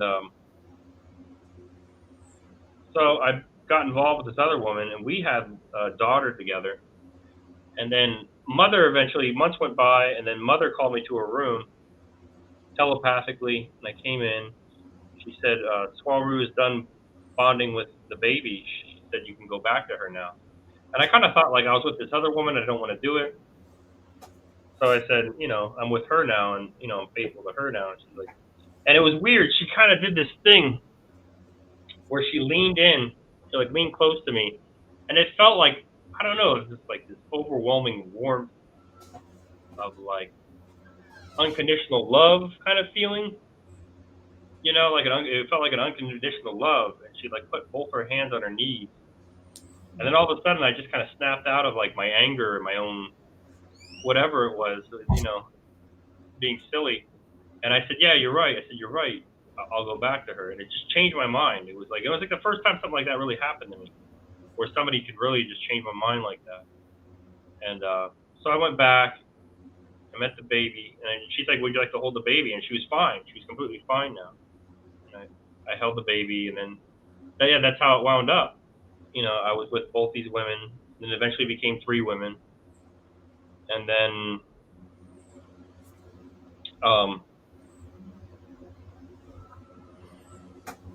leader eventually got to it was nighttime. It was night, and we were sleeping. And the ship all of a sudden woke me up. And the ship told me like we're under attack, but the alarm wasn't going off. Somebody had gotten to the ship. I don't know what it was. The alarm nothing was going off, but I had such a strong link with the ship. The ship told me, we're under attack. So I ran out, and leader had a son, and he was young when I first met him, but now he was older. He was like in his teens now. And I met him, and then we said we have to go to your parents. I ran because they were leader, so they're the ones that are going to tell us what to do next. It's kind of like that. It's like this hive mind where it's the way it's established. But I was trying to wake up as many kids many people as I could, and I went to their room first, and I saw them like it was the first time I saw it. He ran in first, and he just froze, just like a kid would do. And I pushed them away, and they were having sex. And she was like on top of him, and they were just motionless. And she was just staring straight ahead, and he was just staring straight up. I tried to grab him first, and I was shaking him, and I was yelling out loud, "Leader, wake up, wake up!" And she didn't snap out of it. So then I grabbed her by her shoulders, and I started shaking her, and I was yelling, "Leader, wake up!" And she like fluttered her eyes, and she snapped out of it. They both got, and I said, "We're under attack," and they both got up, and he said, go get the others, and then she said, and make sure you get the children as well, because the children have their own barracks. And I told the son, I said, you go get the others, I'll get the children. He said yes, sir, and they both took off. And I went to like the nursery area, got all the kids out, and then we got to like an escape area. They have like escape ships, because the way it works is they'll knock down your shields, and once your shields are down, smaller ships will latch onto the ship, and they'll cut through and blow a hole through the ship, and then they'll board your ship. Because they could blow up your ship, but there's stuff like technology they might want. They're scavengers. ETs are like scavengers. There's like all kinds of new technology that they could find. Maybe there's consciousness of beings that they want. Maybe there's beings that they actually want. So they don't just blow up a ship mostly. They try to disable the ship and then board it and take it over that way. So, yeah, we were in an escape ship, and I remember two of my kids, my son and my daughter, they said, Dad, you have to get mother, and then I remember like they both had like a look on their face that was the same, and it almost kind of made me think that like that wasn't them that was like her, like calling out for help through them, is what it felt like. And like I said, because the more you're with somebody, you have a stronger telepathic link with them. She had a very strong link with all the children. And I looked at the small room, and she looked scared. And I went to the co-pilot, or I went to the navigator, and I said, "Don't leave us." And I took off. And I eventually got to Mother's room. And I remember as I was running to her room, I could hear the ship saying things like, breach Hall 3, sections 58, 56, 58. And it was that was right by her room, and it was the other ETs like boarding the ship. They were cutting through the hulls. And it was a 3-hull. It was like a foot of titanium, 6-inch gap, foot of titanium, 6-inch gap, foot of titanium. And the titanium kind of bends and collapses, so it collapses to the other hulls, but then it would be able to bend back out. And so they got to the 3rd hull, and it was right at her area. And I got to the room, opened the door, ran in, and they were both just sitting there looking forward, and she looked very scared. And I said, "Can you run?" She said, "No." And leader out loud, or elder out loud, yelled out, "Take her." So I grabbed her, and I threw her over my shoulder like a fireman carry. And he got up, and he walked out, and he kind of ran up to the hall. He didn't run. He had to do it very slow. It looked like somebody walking on stilts the way he had to walk. It was very slow. And he shuffled out the door. He kneeled all the way down. He shuffled out, and he stood up. And I, like, kind of, leaned up against the door and looked out of the door to see who it was. And it was mantises. Because mantises are like, there's more of them than pretty much anything in the universe because, they're insects, the way they reproduce. And they're also big into piracy. And they were basically like pirates. They were like, hired to do that. Probably hired, mercenaries almost. And I heard him yell out, and they shot him down. And I ran her back to the escape pod. We got all the way back. We jumped to the escape pod, and as soon as I handed her off to the navigator, I saw a flash.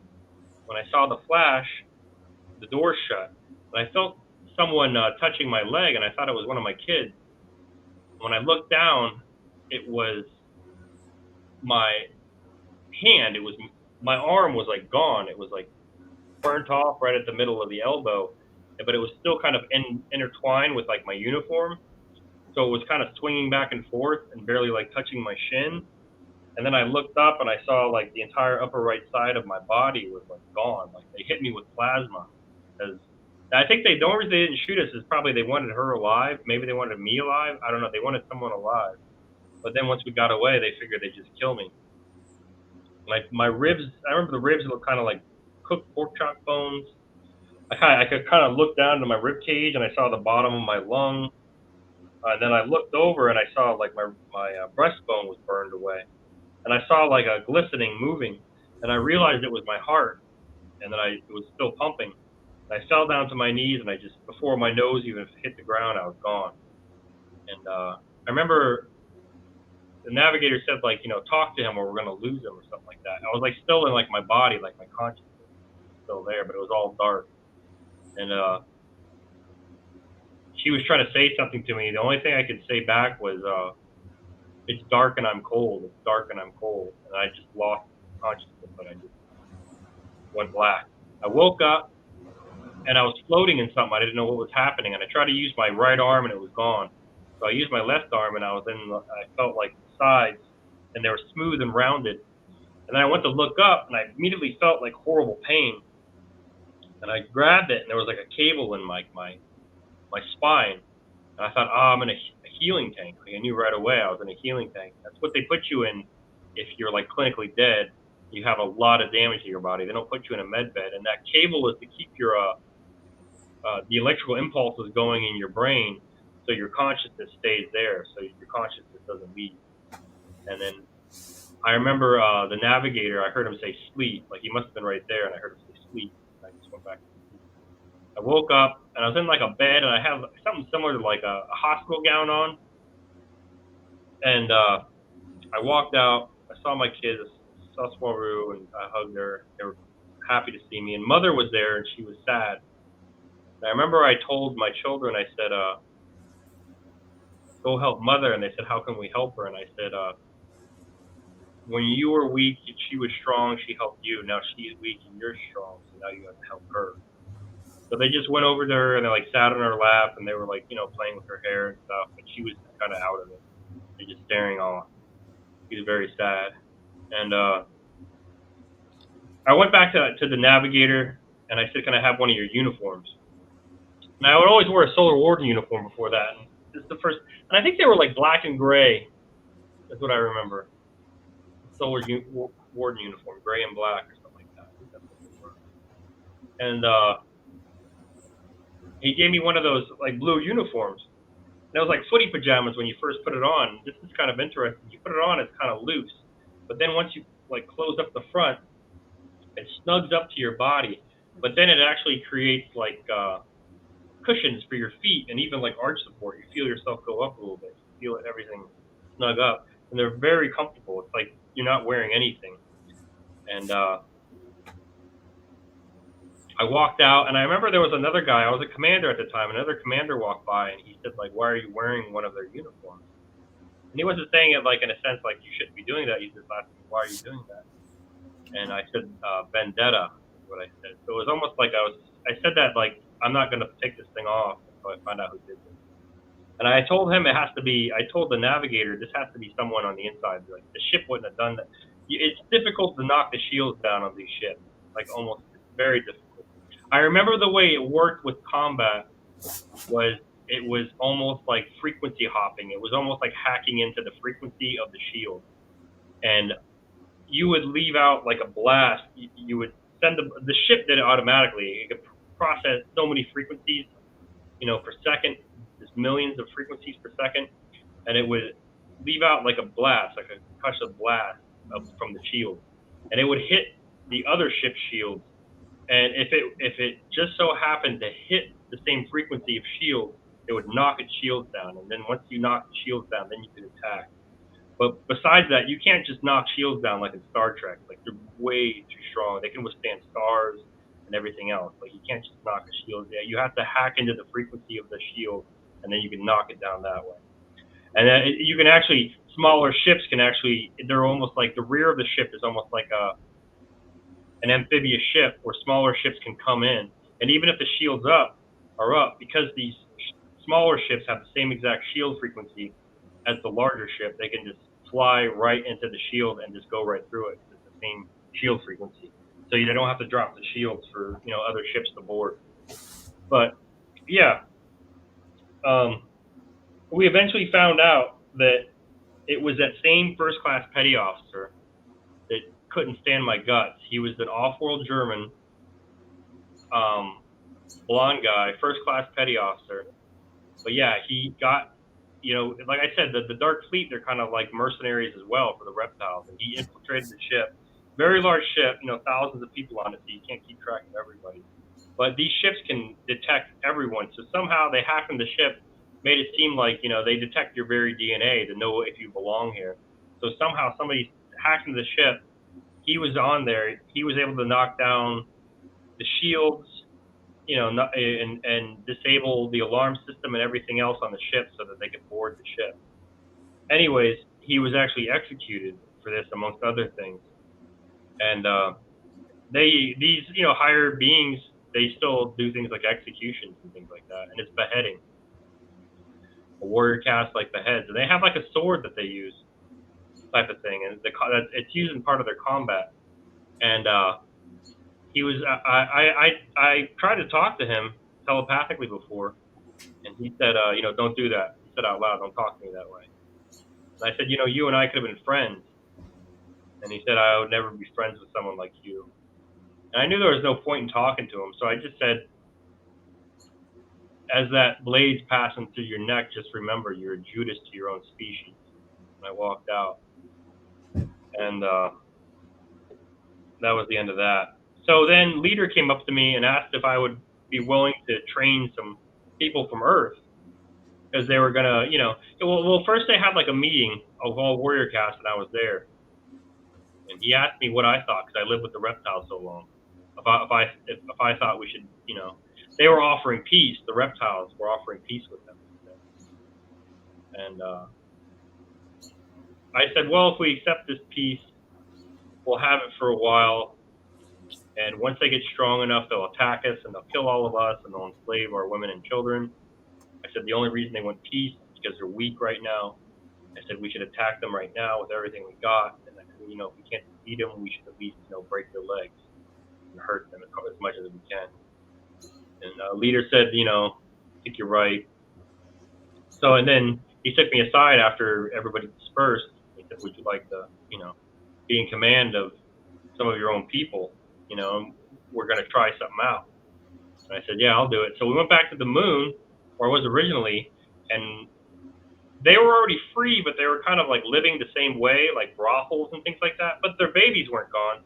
And I was encouraging. I made a big speech, and it was something like, I used to be once like you. If you join us, it's always a choice, though. We couldn't just draft them. It had to be a choice. And, if you join us, we could be free. We could be rid of this. They agreed. I remember Robert saying, I didn't free the moon. I wasn't involved in freeing the moon, but I helped them. I helped them create like more of a regular, stable family, so the men would actually take care of their children, would interact, become part of their children's lives, and things like that, which is something they weren't doing. But there was still like 10% of them that wanted to stay the same way they were, like with just brothel kind of orgies. And then, then about 20% wished to stay with families, and the remaining, probably 70% came with us, to our ship. I started like a boot camp program almost, where I started teaching them, and we worked with the warrior caste of the Nordics, and the way their combat kind of works is it's the same thing. We boarded the ship, and it was very deceptive how we did it. And they usually don't do that, but I talked them into it because the reptiles already had their shields down because we were discussing like peace. We were doing peace talk. They thought it was just like a peace talk, and we boarded their ship. We latched on. We had these smaller ships that latched on. It just cuts right through their hulls, knocks them down, and we boarded their ships. And we were like the front. We were kind of like the tanks, and they were kind of like, I don't know, the infantry. We were kind of like the rooks, and they were kind of like the I don't know, like the knights or the bishops. They were kind of weaving in and out. So we were wearing kind of armor, and this is how ET Tech works. I remember it does something like very good. It does it perfectly. Like, so the armor we were wearing was able to withstand like arms fire, whether it was plasma or railgun or laser. Like, that's how this armor, it could take that. While their armor was more like for hand to hand, and they have like these actual kind of swords that they use once they get into hand to hand combat. That's how it works. But their armor can only handle, just slow penetration kind of weapons and things like that. While ours were high velocity or high velocity kind of ammunition and things like that. So they were behind us, and we would advance forward. He would say advance, I would say advance. We'd take a step forward, took a step forward, took a step forward, until we got to a point where he asked me whenever we were going to hand, what should he say, so that I know what to say. And I know it's time for hand to hand. I said fix bayonet. And so he said fix bayonet, and he jumped. And then once he said that, we let go of our weapons, and there was kind of like an automatic like sling that just slung it to the back, and there was like blades came out, and then you were ready from like the top of your fist, or maybe the sides of your fist, maybe it was. And then you were ready for like hand to hand, because you were on this tightly dense, compact ship, and there were reptiles everywhere just swinging after us, like one after another. We're just mowing them down. And then once they said fix bayonets, they kind of leaped right over our shoulders. I remember his feet kind of touched my shoulders, and then they were in front of us, and then they were in the front, and then we were in the back. And his son was kind of latched onto him like a spider monkey, and because he was like in his, he was still like going through, puberty. He was like a teenager. And then I think another one had a son with him. And the reason they do that is because warrior caste, they get a lot more wives than the regular men, but they can't be with a woman until like after their first kill. It's kind of like how they are. So what they do is like they'll wound a reptile for their son, and then they'll lean down and say now, and then the son will kill him, and then they'll kind of go back. They're still too young to fight, but it's how they do it. It's part of their culture. And then, so yeah, we won this battle with the reptile.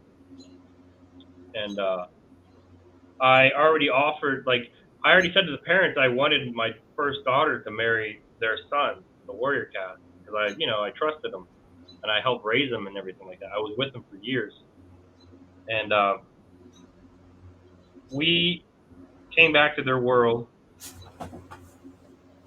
and I did almost like I wanted to do almost like a military parade. I wanted to show it because we were actually like winning the peace for a long time. We were going to different worlds and saying like, we want to keep trade with you. We're in a war with the Reptilian Empire, the Draconian Empire right now, but we want to keep all trade with you. We don't, nothing is going to change between us. It's just between us and them. We would like to, stay allies with you. You don't have to join us, but we would just like to, keep open our trade routes and everything like that. So we were kind of winning the peace with different, ETs. We were going around the universe. And while this was happening, I was teaching different people different instruments. Some of them already knew them, and or I was teaching instruments to some of them. And when we came back, we had like a military parade almost. And I remember we were walking down like the road, and there was like a berm on either side of the road, like a small hill. And I remember all the children kind of running down and watching us as we were marching forward.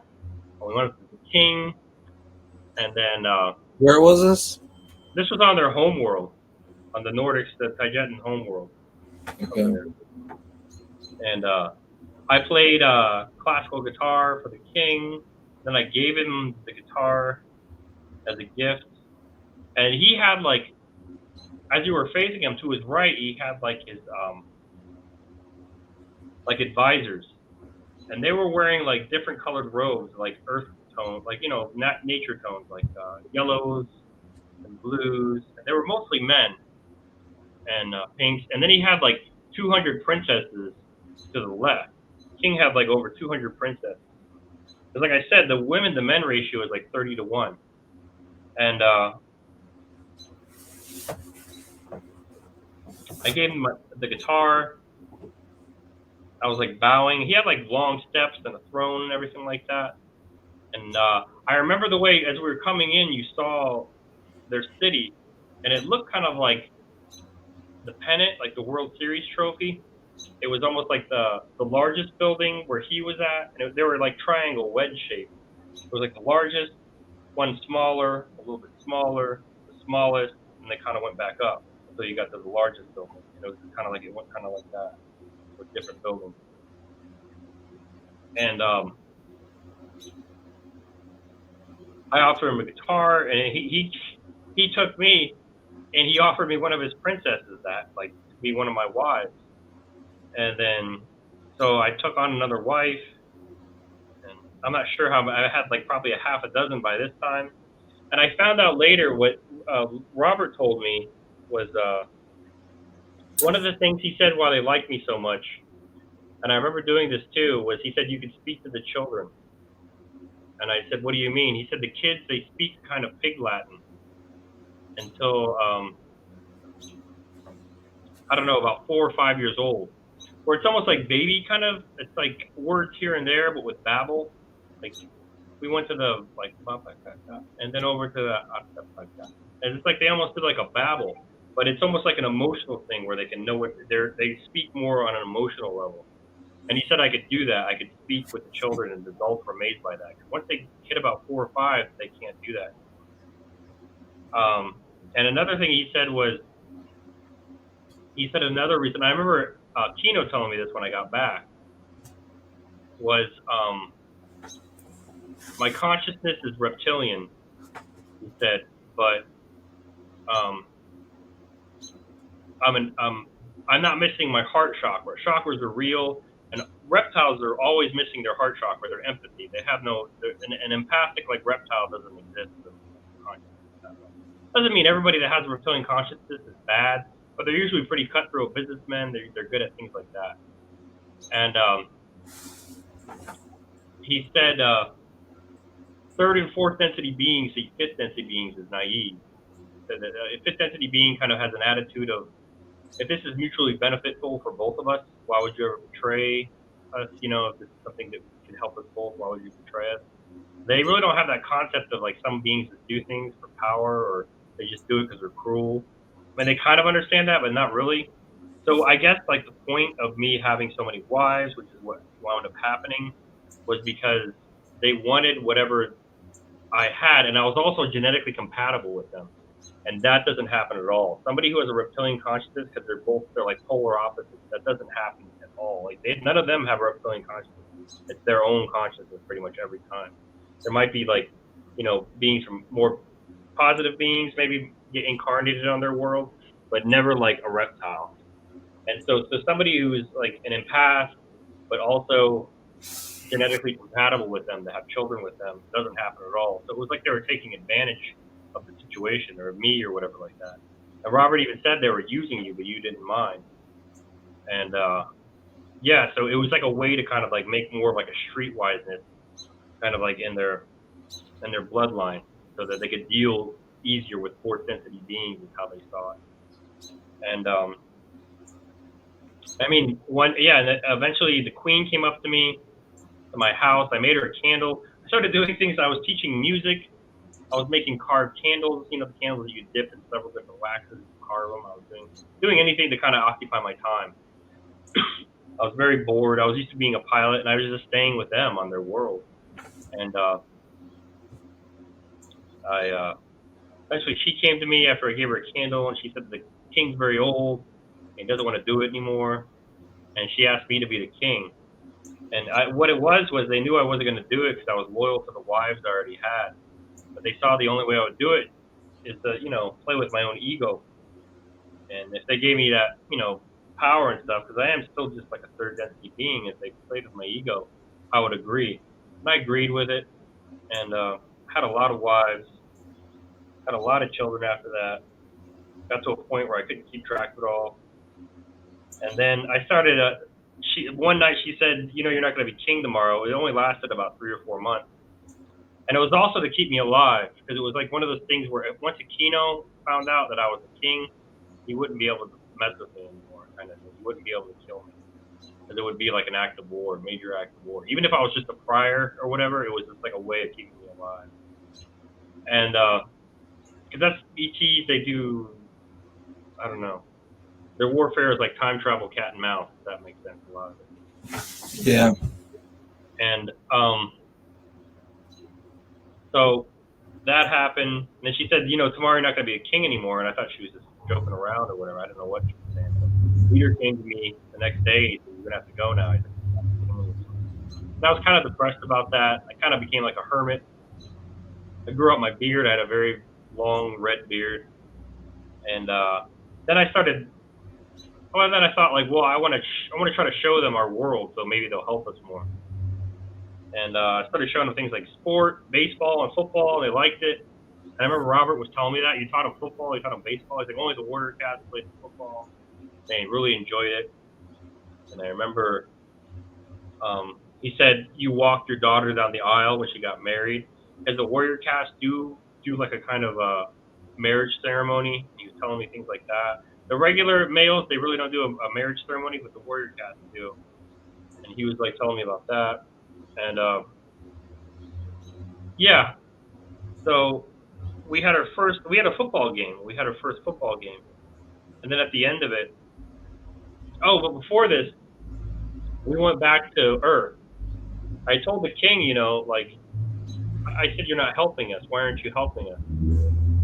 And what it was Mother attacked me. Mother wound up I wound up marrying Mother for a while because she was like obsessed with me. She became obsessed. And then Leader became my queen. She said that, I'm just as powerful as Mother. And, because she had been age regressed so many times, I guess, that it kind of wore her out, like, psychologically. She was kind of crazy. She attacked me with a knife. They have things like knives and things like that over there. And,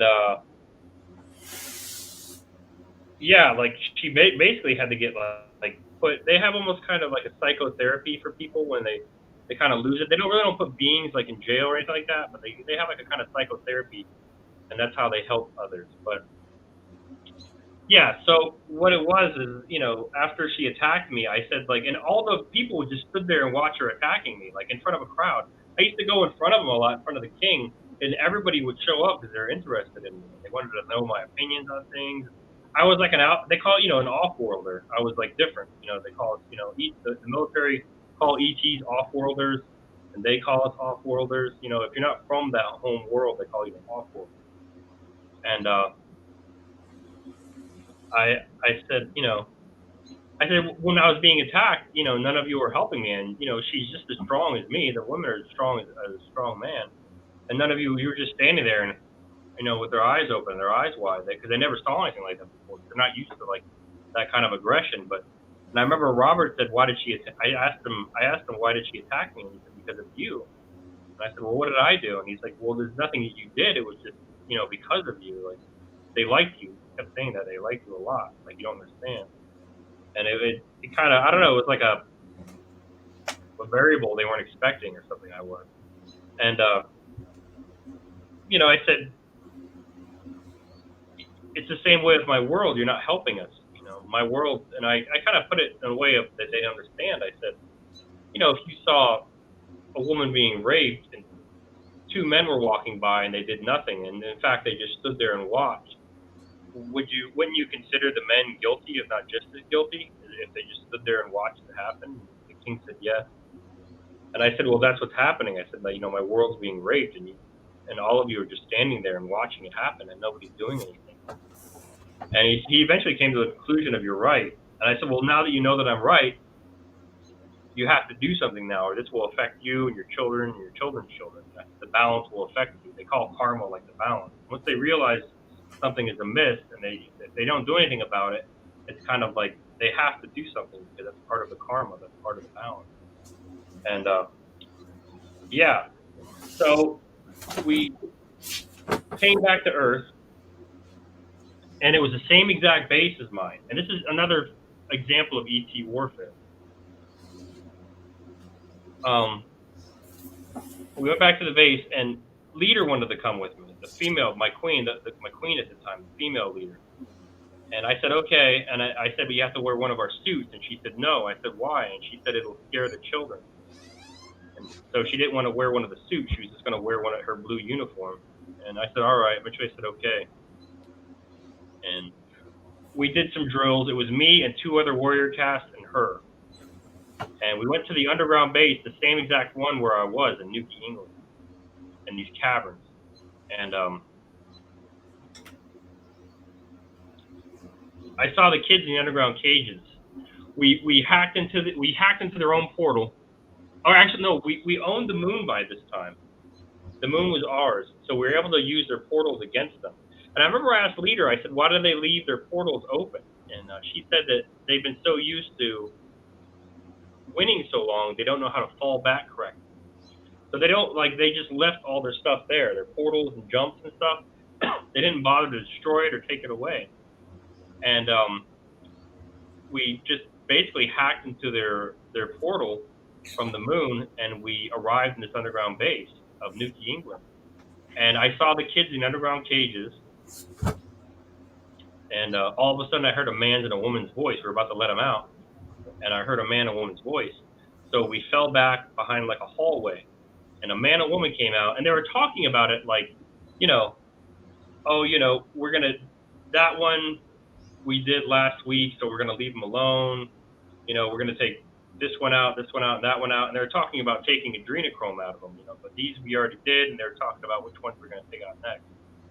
And they have something called a concussion grenade. And you can set it so it kills, or you can just set it so it knocks the wind out of someone. So I just set it so it knocked the wind out of them, and I rolled it down the hall to where they were, and it knocked them both down. And it was kind of like a thing. I wanted to know if I should do this. Like I wanted to know for sure before I did this. And I kicked the man over, on his back, and he was laughing. And he looked at me and he was laughing. And I said, you would do this to my children, wouldn't you? And he said, I would.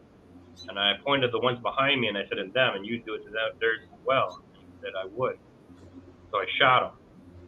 And then the woman tried to get back up, but she fell down. She was overweight. She fell down. And then her last words were, no, please don't. And I shot her. And I said, we have to figure out a way to, to get these cages. to get all these children out of here. We had to figure out a way to carry the cages, or some way to get the cages out. And leader, she said no. She said just let them out. And we let all the kids out of the cages. And I don't know what she did. She did something where she just kind of like opened her arms, and all the kids came to her. And that shouldn't have happened because they were feral. They had never been touched or held or anything like that. And Robert even told me that like if one of them got out of the cages, they would have attacked you. They would have bit you because, grabbed onto you and bit you because they're feral. They've never been held. And there was another area we had to go to, and she just had all these kids around her, and like the kids were holding her or maybe holding onto each other to get to her, and they all just like were transfixed on her. And we went to another area, and then others started coming out, like other Satanists, I guess they were, and reptiles, warrior cats, and we got into a firefight with them. They fell back. There was another area of cages. We opened them up, and they followed leader. They followed her, and we just went back to the portal, and we brought the kids back to the moon. We brought them back to their home world, and those kids were just going to be wiped. Their minds would be completely wiped, and they would start over again. But that kind of leads up to my story, because I remember like in the bar, the goon said to me, he said, "You told me you hit me with a concussion grenade." And I said, "What's that?" Because I had no memory at the time. I was just drinking with this guy at the bar, and he said, "I don't know. I was hoping you could tell me." And he said, "You said you killed me, but I don't believe you." He said, "Aquino believe you, and the others believe you, but I don't." And so eventually, it was the end of that first football game we had, and Robert came up to me, and he said, "Daryl, it's time to go home." He was there in the world a lot too, and that was one of the things he told me. He said, "You aged like them that way." He said, "We were on their world for a long time, almost 10 years." He said, "But we had to get age regret." He said, "You didn't." He said, "You look the way you do now." I was 27 when I got out of the military. He said, "You pretty much stayed at 27. You aged like that." But he said, "We have to go home." They brought me home. Go ahead. No, I'm just listening. He brought me back, and he said the reason he brought me back is because, and I talked to him as well before I left the Navy, is, to be tortured by Aquino. He said they would have hurt my daughter, and if they use your children against you, your family against you. If you don't do what they tell you, they'll use your children, family against you. And yeah, I went on the ship. I remember when I was on the ship, I was with the XO and the CO of my command in the Navy, and I was yelling. I was hitting my hand on the wall, and I was saying, "Please don't take my babies from me," and stuff like that. And once we got back to the moon, then now, this was further down the line where I think this base had been already cleared out by. No, we went back in time. I'm sorry, we went back in time to where I was. We went back in time. Time travel is confusing. And we went through the portal on the moon, and we were back in the base. They shaved my head with just like a guard. It was that first class petty officer that I first met, the guy who worked at the quarterdeck. He shaved my head. I remember he said, I broke my hand. I was hitting the wall so hard. And he said kind of condescendingly, like, "Oh, look at that. You broke your hand." And Robert said, "Leave him alone if I had 10, he said, leave him alone if I had 10 men like him. This war would be over by now." And so, yeah, they shaved my head, shaved my beard. That's why I had stubble, because I had a full beard. I just used the clippers and shaved my beard off. I got back to the chair to be put back down into a lower density, the third density again. And then I remember I asked Robert, I said, "Why would I do this? Didn't I know that I would have to leave, people I love behind and stuff like that?" And he said, because I didn't have any memory, I don't think. And he said, "Your father died of a heart attack when you were young, and you wanted this technology to be brought to others. And that's why you did it." And I guess that gave me some sort of sense of peace. They brought me back down to the third, and I remember being drugged. I was naked. And there was a man on my left and a woman on my right. And the woman eventually said, "I'm tired. Can we take a break?" And he said, "Yeah." And she dropped me. And he was still holding on to one side, and my other side was on the ground. And I was looking around, and I saw these children in cages. Mm-hmm. But I didn't remember, you know what I mean? I was like, you go, I don't think I have my mind wiped yet, but when you get dropped back down or pushed up in the density, you go through like a temporary amnesia. And I saw a kid scurry up, and she slammed her hands on the cage. She was pure white, dilated eyes, hair was matted, and the girl said, "Get the fuck back!" And she smashed the cage. And then I saw next to the cages there was like this chimera. It was like a spider being, like a half human, half spider. And I remember the Satanist said, "Let's just feed him the Max." And Robert told me that that's what the name of the spider was. They named him Max. And I said, is he intelligent? Robert said, somewhat. And he had like a 60, 65 IQ, he said. And yeah, he had like black eyes in the front that kind of went up the heads, and they got smaller as they went up. He had like a tuft of hair. Throw of a man, lower half of a spider with legs he was standing on. It was skin to like the elbow, and then it became like wiry black hair like a spider, and his hands were like prongs, like spider claws. So then eventually they took me to another part, they strapped me to like a rack, and I remember I saw a reptile, and he said like, "Don't you remember me, Daryl?" And I was like, "What's happening?" Like I was confused. And then he had like a red hood. He was onyx black, shiny. He looked almost like a snake. He had fangs sometimes, but sometimes he didn't. Like I said, it was like that fourth density thing where he could like shift his appearance. If he wanted to look more intimidating, he would have fangs. If he didn't, he kind of looked like a non-venomous snake. But he looked like a snake. And he said, "Don't you remember me, Daryl?" And I was confused. And then I saw, all of a sudden, I saw the reptile kind of walk back, and it looked like he was kind of shifting images with the body of a Kino. It kind of looked like two images were kind of blending together.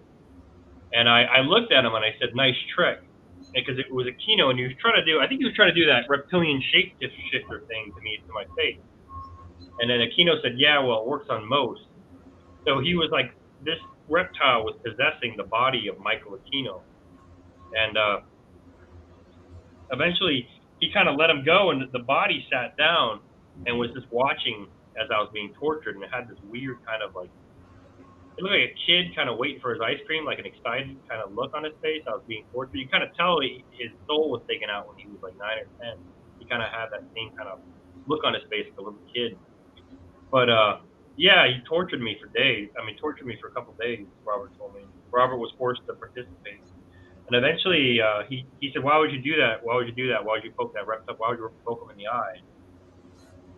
I didn't know what he was talking about, and then all of a sudden, I said, "I remember," and he said, "What do you remember?"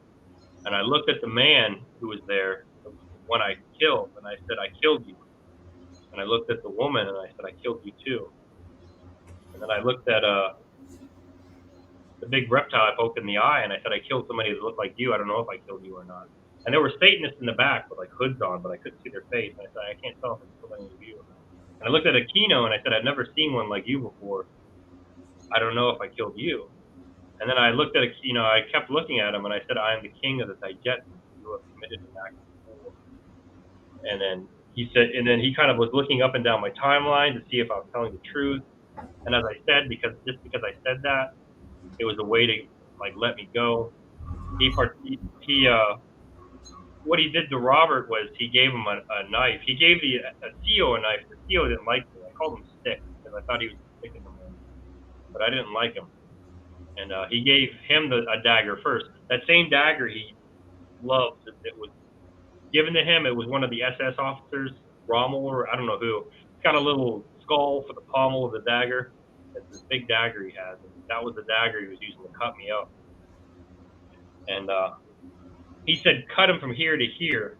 He said to the CEO. And the CEO did it. He looked up at me and he said, "Not so high and mighty now, are you?" And he cut me open. And he gave the dagger back to Aquino. Then Aquino gave it to Robert. And where he ended from cutting, he said, "Cut him from here to there." And Robert said, "No." And he said again, "Cut him from here to there." And Robert took it and he cut me open. And Aquino, he said something like, "Oh, nice cut. Well, let's see what he had to eat." And it was my stomach. They cut right through like my cartilage ribs, and he reached into my stomach, and he took his claws. He had like sharp needle fingers, sharp needle nails, and he scratched the inside of my stomach. And I'm not sure if like a doctor can confirm this, but I think because your stomach has so many nerves, it kind of made me thrash like back and forth. It was almost like a knee jerk reaction when he was like scratching the inside of my stomach. he like reached inside of my stomach and was scratching, and it was like making me like convulse almost like that. And I was tied up to a rack, and I was like convulsing. And then eventually he stopped that, and they let me go. It was like, they let me go after that. He was able to do things like go back in time in my timeline because I was in his presence and influence people, things to do to me. People did things, like I was sexually abused as a kid. And I remember the goon said to me at the bar one time, he's like, remember Chucky? And I was like, yeah. And Chucky was like the guy who like molested me when I was a kid. And he's like, yeah. He's like, Kino did that. He's like, Kino pushed him to do that. He's like, he didn't have to push him hard, but he pushed him. He said he wanted me to let you know that was Kino that did that. All these other different abuses I suffered as a kid, like it was always Kino was like a big part of my childhood and kind of messed my childhood up. And maybe it was a part to get me to live through these programs. I know they want you to have a fragmented personality before you can join these programs and things like that. Yeah. Maybe that's why he was doing it. But yeah, and it was this. But he was able to go back in time, influence people who were in my life to do things to me because I was in his presence. I'm not sure how. Only the older ETs could do that, like elder ones, like very like.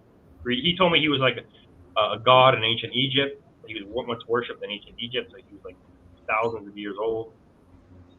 But yeah, and then I woke up, and I mean that's what happened, and I eventually figured out that Robert did that to me, and then after I saw Robert when I was leaving the Navy, I got to see the commanding officers, to see him, and he looked white as a ghost because they had a suspicion that I remembered, and he participated in the torture of me, and he seemed to enjoy it, and I gave him my papers to sign out of the military, and he signed them, and I said, "Thanks a lot, sir," and he smiled. He was like, "Oh, he does," he kind of thought I didn't remember it, and he smiled.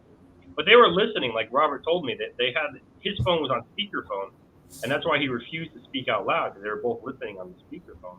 That's why he would only speak to me telepathically because the Master Chief and the commanding officer were listening. And as I was coming to the door, I reached for the doorknob and I kind of like looked up so I knew my voice would bounce off the door, and I said, "No hard feelings, huh, Stick?" And I looked around, I looked right at him, I said, "Not so high and mighty now, are you?" And then I just walked out. I feel like he turned white as a sheet, and I walked out. And then, yeah, I mean, like I said, I got out. I processed out to Virginia. Robert, when I was in the room, Robert came back on to 5G, and he asked me to come back into the chair. I'm not sure if I said that. But, yeah, he kept on saying, "You have to go back there. You have to go back." I told him, "I remember what you did to me now. You gutted me." And I said, if I told you that, like your life was going to be extremely hard, but you'd forget the memory of your wife and daughter, would you do it? He said, "I don't know." And I said, "You would." And I said, "You would." And I said, you've taken everything from me. And now you want to take my memories of them from me." And he said, "Please stop. And he told me, like in the office, that he thought about committing suicide every day. I asked him, what makes you so special? Don't you ever think about suicide? He said, "Most people commit suicide a year and back." And he said, "Every night." And I said, "How would you do it?" He said, "A 45 in the mouth." He kept on talking to me over this 5G tech. He was trying to get me to, go back to the chair. And I, was in bed and I had my pillow over my face and I was trying not listening. It was getting louder and louder. And I sat up in bed and I yelled out to the darkness. It was just dark in my room, in my bedroom. And I said, "May God let you die with blood in your mouth." He said, "Daryl, please don't say that." I said it again. "May God let you die with blood in your mouth." And yeah, that was, and he kind of petered off. I just put the covers back over my head. And I didn't hear him again. And yeah, I processed out in Virginia. I had that full piece of paper with me, and I was reading it every day with all their names and everything like that. I got to a point where I realized I was going to kill myself. I read it in the morning, I read it at night, and I threw it away. And I did my best to forget it, and I forgot about it for years. And it wasn't until later where I started remembering all these different moments of like trauma as a kid. That I'll probably get involved more as a book. It's difficult to say out loud. You don't want to talk about it. But yeah, I started to remember these traumas at first. I had a really good therapist at the VA, and he was ex-Army, so he knew, the way the military treats people, the way they just use them. And I told him my story, and he listened, and he didn't judge me at all. And I eventually came to him and I said, well, what do you think about this? I mean, I feel like I'm kind of going crazy. I'd like some kind of, I'd like your own personal opinion of what you think about this. And he said, well, a part of me thinks this is a way to deal with your trauma, but then a larger part of me believes you. That when somebody's delusional, they usually kind of ramble. He said it was almost like water going through a colander. They just kind of flows out of them. But if somebody's being truthful, they kind of, oh, but I forgot about this, and they kind of go back and forth in their story, like, oh yeah, yeah, but then this happened first, and that happened later, and yeah, I mean, and I've been dealing with it ever since then. I mean, and that's the end of my story. I'm working on a book, and you Well, I know, really appreciate you coming on my show and sharing your story. It's really powerful testimony. A lot of really good information. Well, not good, but important, I should say. And yeah, um, I think we'll probably wrap things up here. Um, Thanks again for coming on the show. Um, I don't even really know how to end that because it was a lot. But yeah, thank you for your testimony and what you contribute to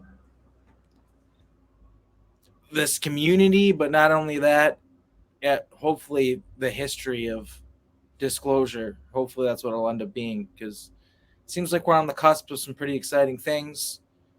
And yeah, I feel like that's people like you just saying what happened to them that is going to push us there as compared to, I don't know, like we can't just wait for the powers that be or whatever to be the disclosure. We have to say what we know, and give our testimony um, while we can, while they're still letting people talk and stuff like that, so that we can come out on the other end of this more informed instead of less informed. So yeah, just thanks again so much for coming on the show. Is there anything else you want to say to the viewers that are watching this? my website's DarylDJames.com, DARYL, D is in Delta, James.com, and yeah, I mean that's how you can find all my videos. I'm working on a book. It's a long process. I'm working on it for about a year, 2 years now almost. But yeah, it's Yeah. happening. Well, thanks for coming on the show, and maybe we'll have you again someday down the line.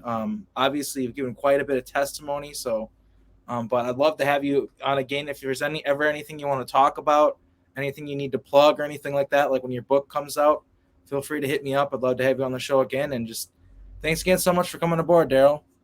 Cool, cool. Yeah, of course. Cool. All right, this has been Disclosure Now, and we are the Disclosure. Have a good day, night, whatever time it is, everyone.